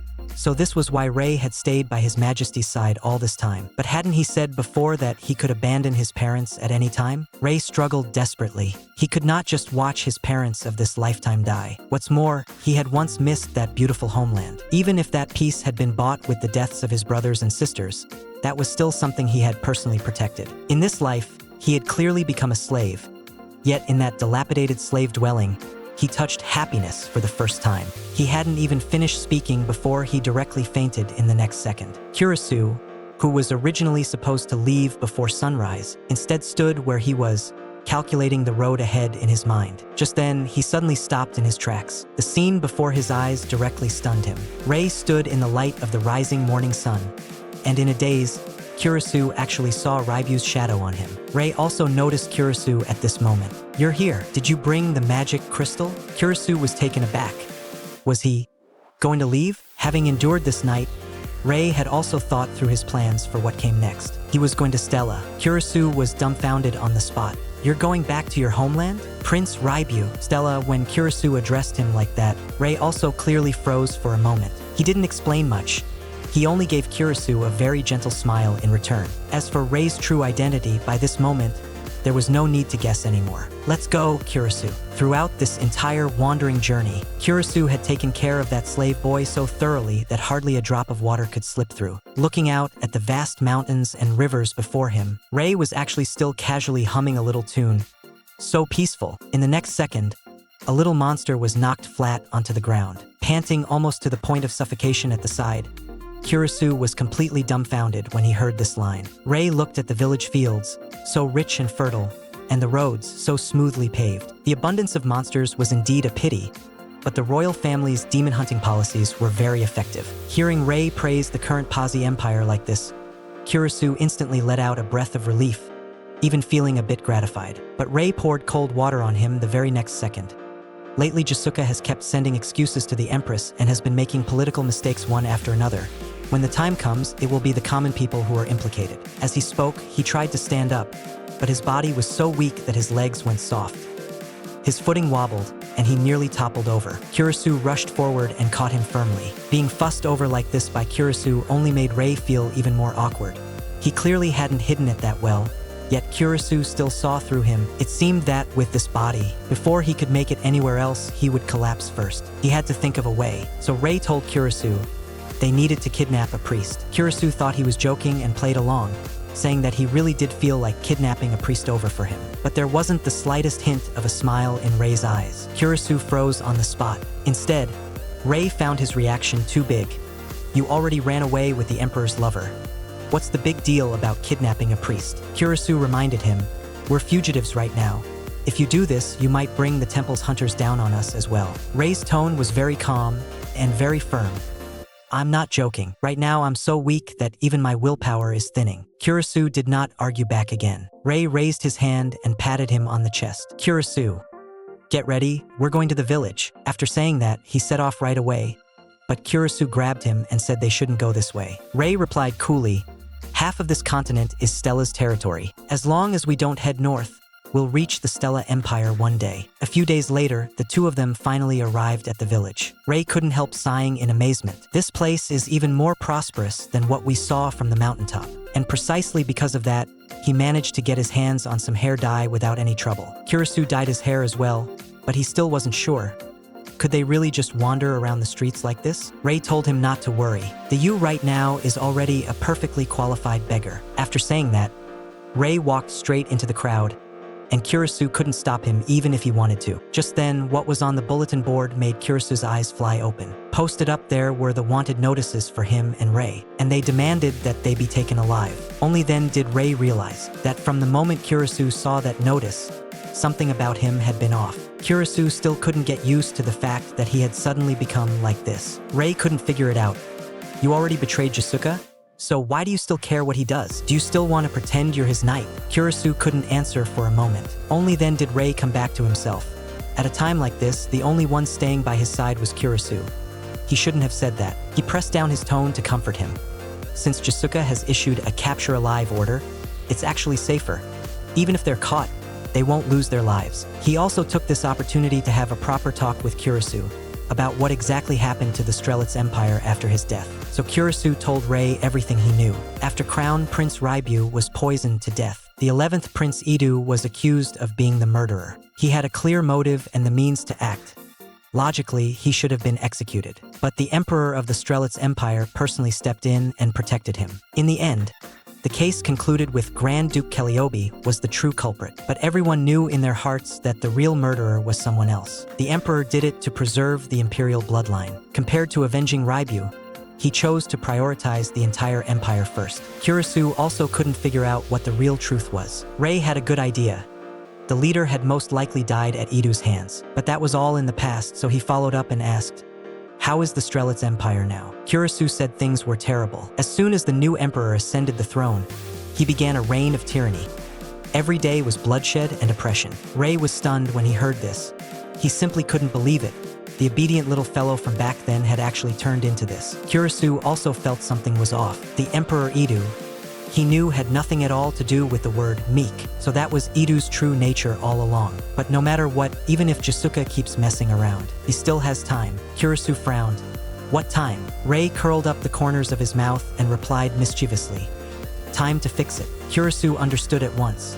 Rei was going to step in and help, but Rei had no intention of explaining further. The most pressing thing right now was to tie up a cleric first. He had just turned around when someone suddenly slammed into him, knocking him over so hard that he fell to the ground on the spot. Kurisu's face instantly went pale with fright. Not only did the man not apologize, he even complained that they were unlucky. The next second, his eyes locked onto the slave brand on the back of Rei's neck. Kurisu immediately stepped in front of Rei. Just as he was about to make a move, Rei behind him pressed him down and stopped him outright. The man looked puzzled. "Where is your master?" He gave Rei another once-over. This face was actually pretty good-looking.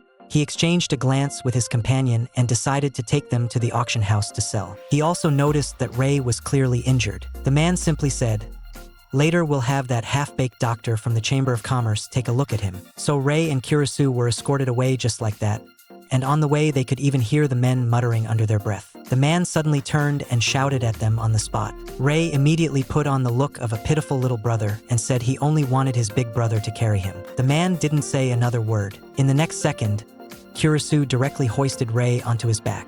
Inside the parliamentary hall of the Pazi Empire, Makiyoshi Gongjak once again began to force Jiseuka to take a stand. He firmly refused to open trade with Noslind, yet Jiseuka Panpan did not stop it, allowing both sides to argue endlessly. Most of the people present were clearly standing on Makiyoshi Gongjak's side. It was not until Jiseuka slammed the table in anger that the nobles fell silent in an instant.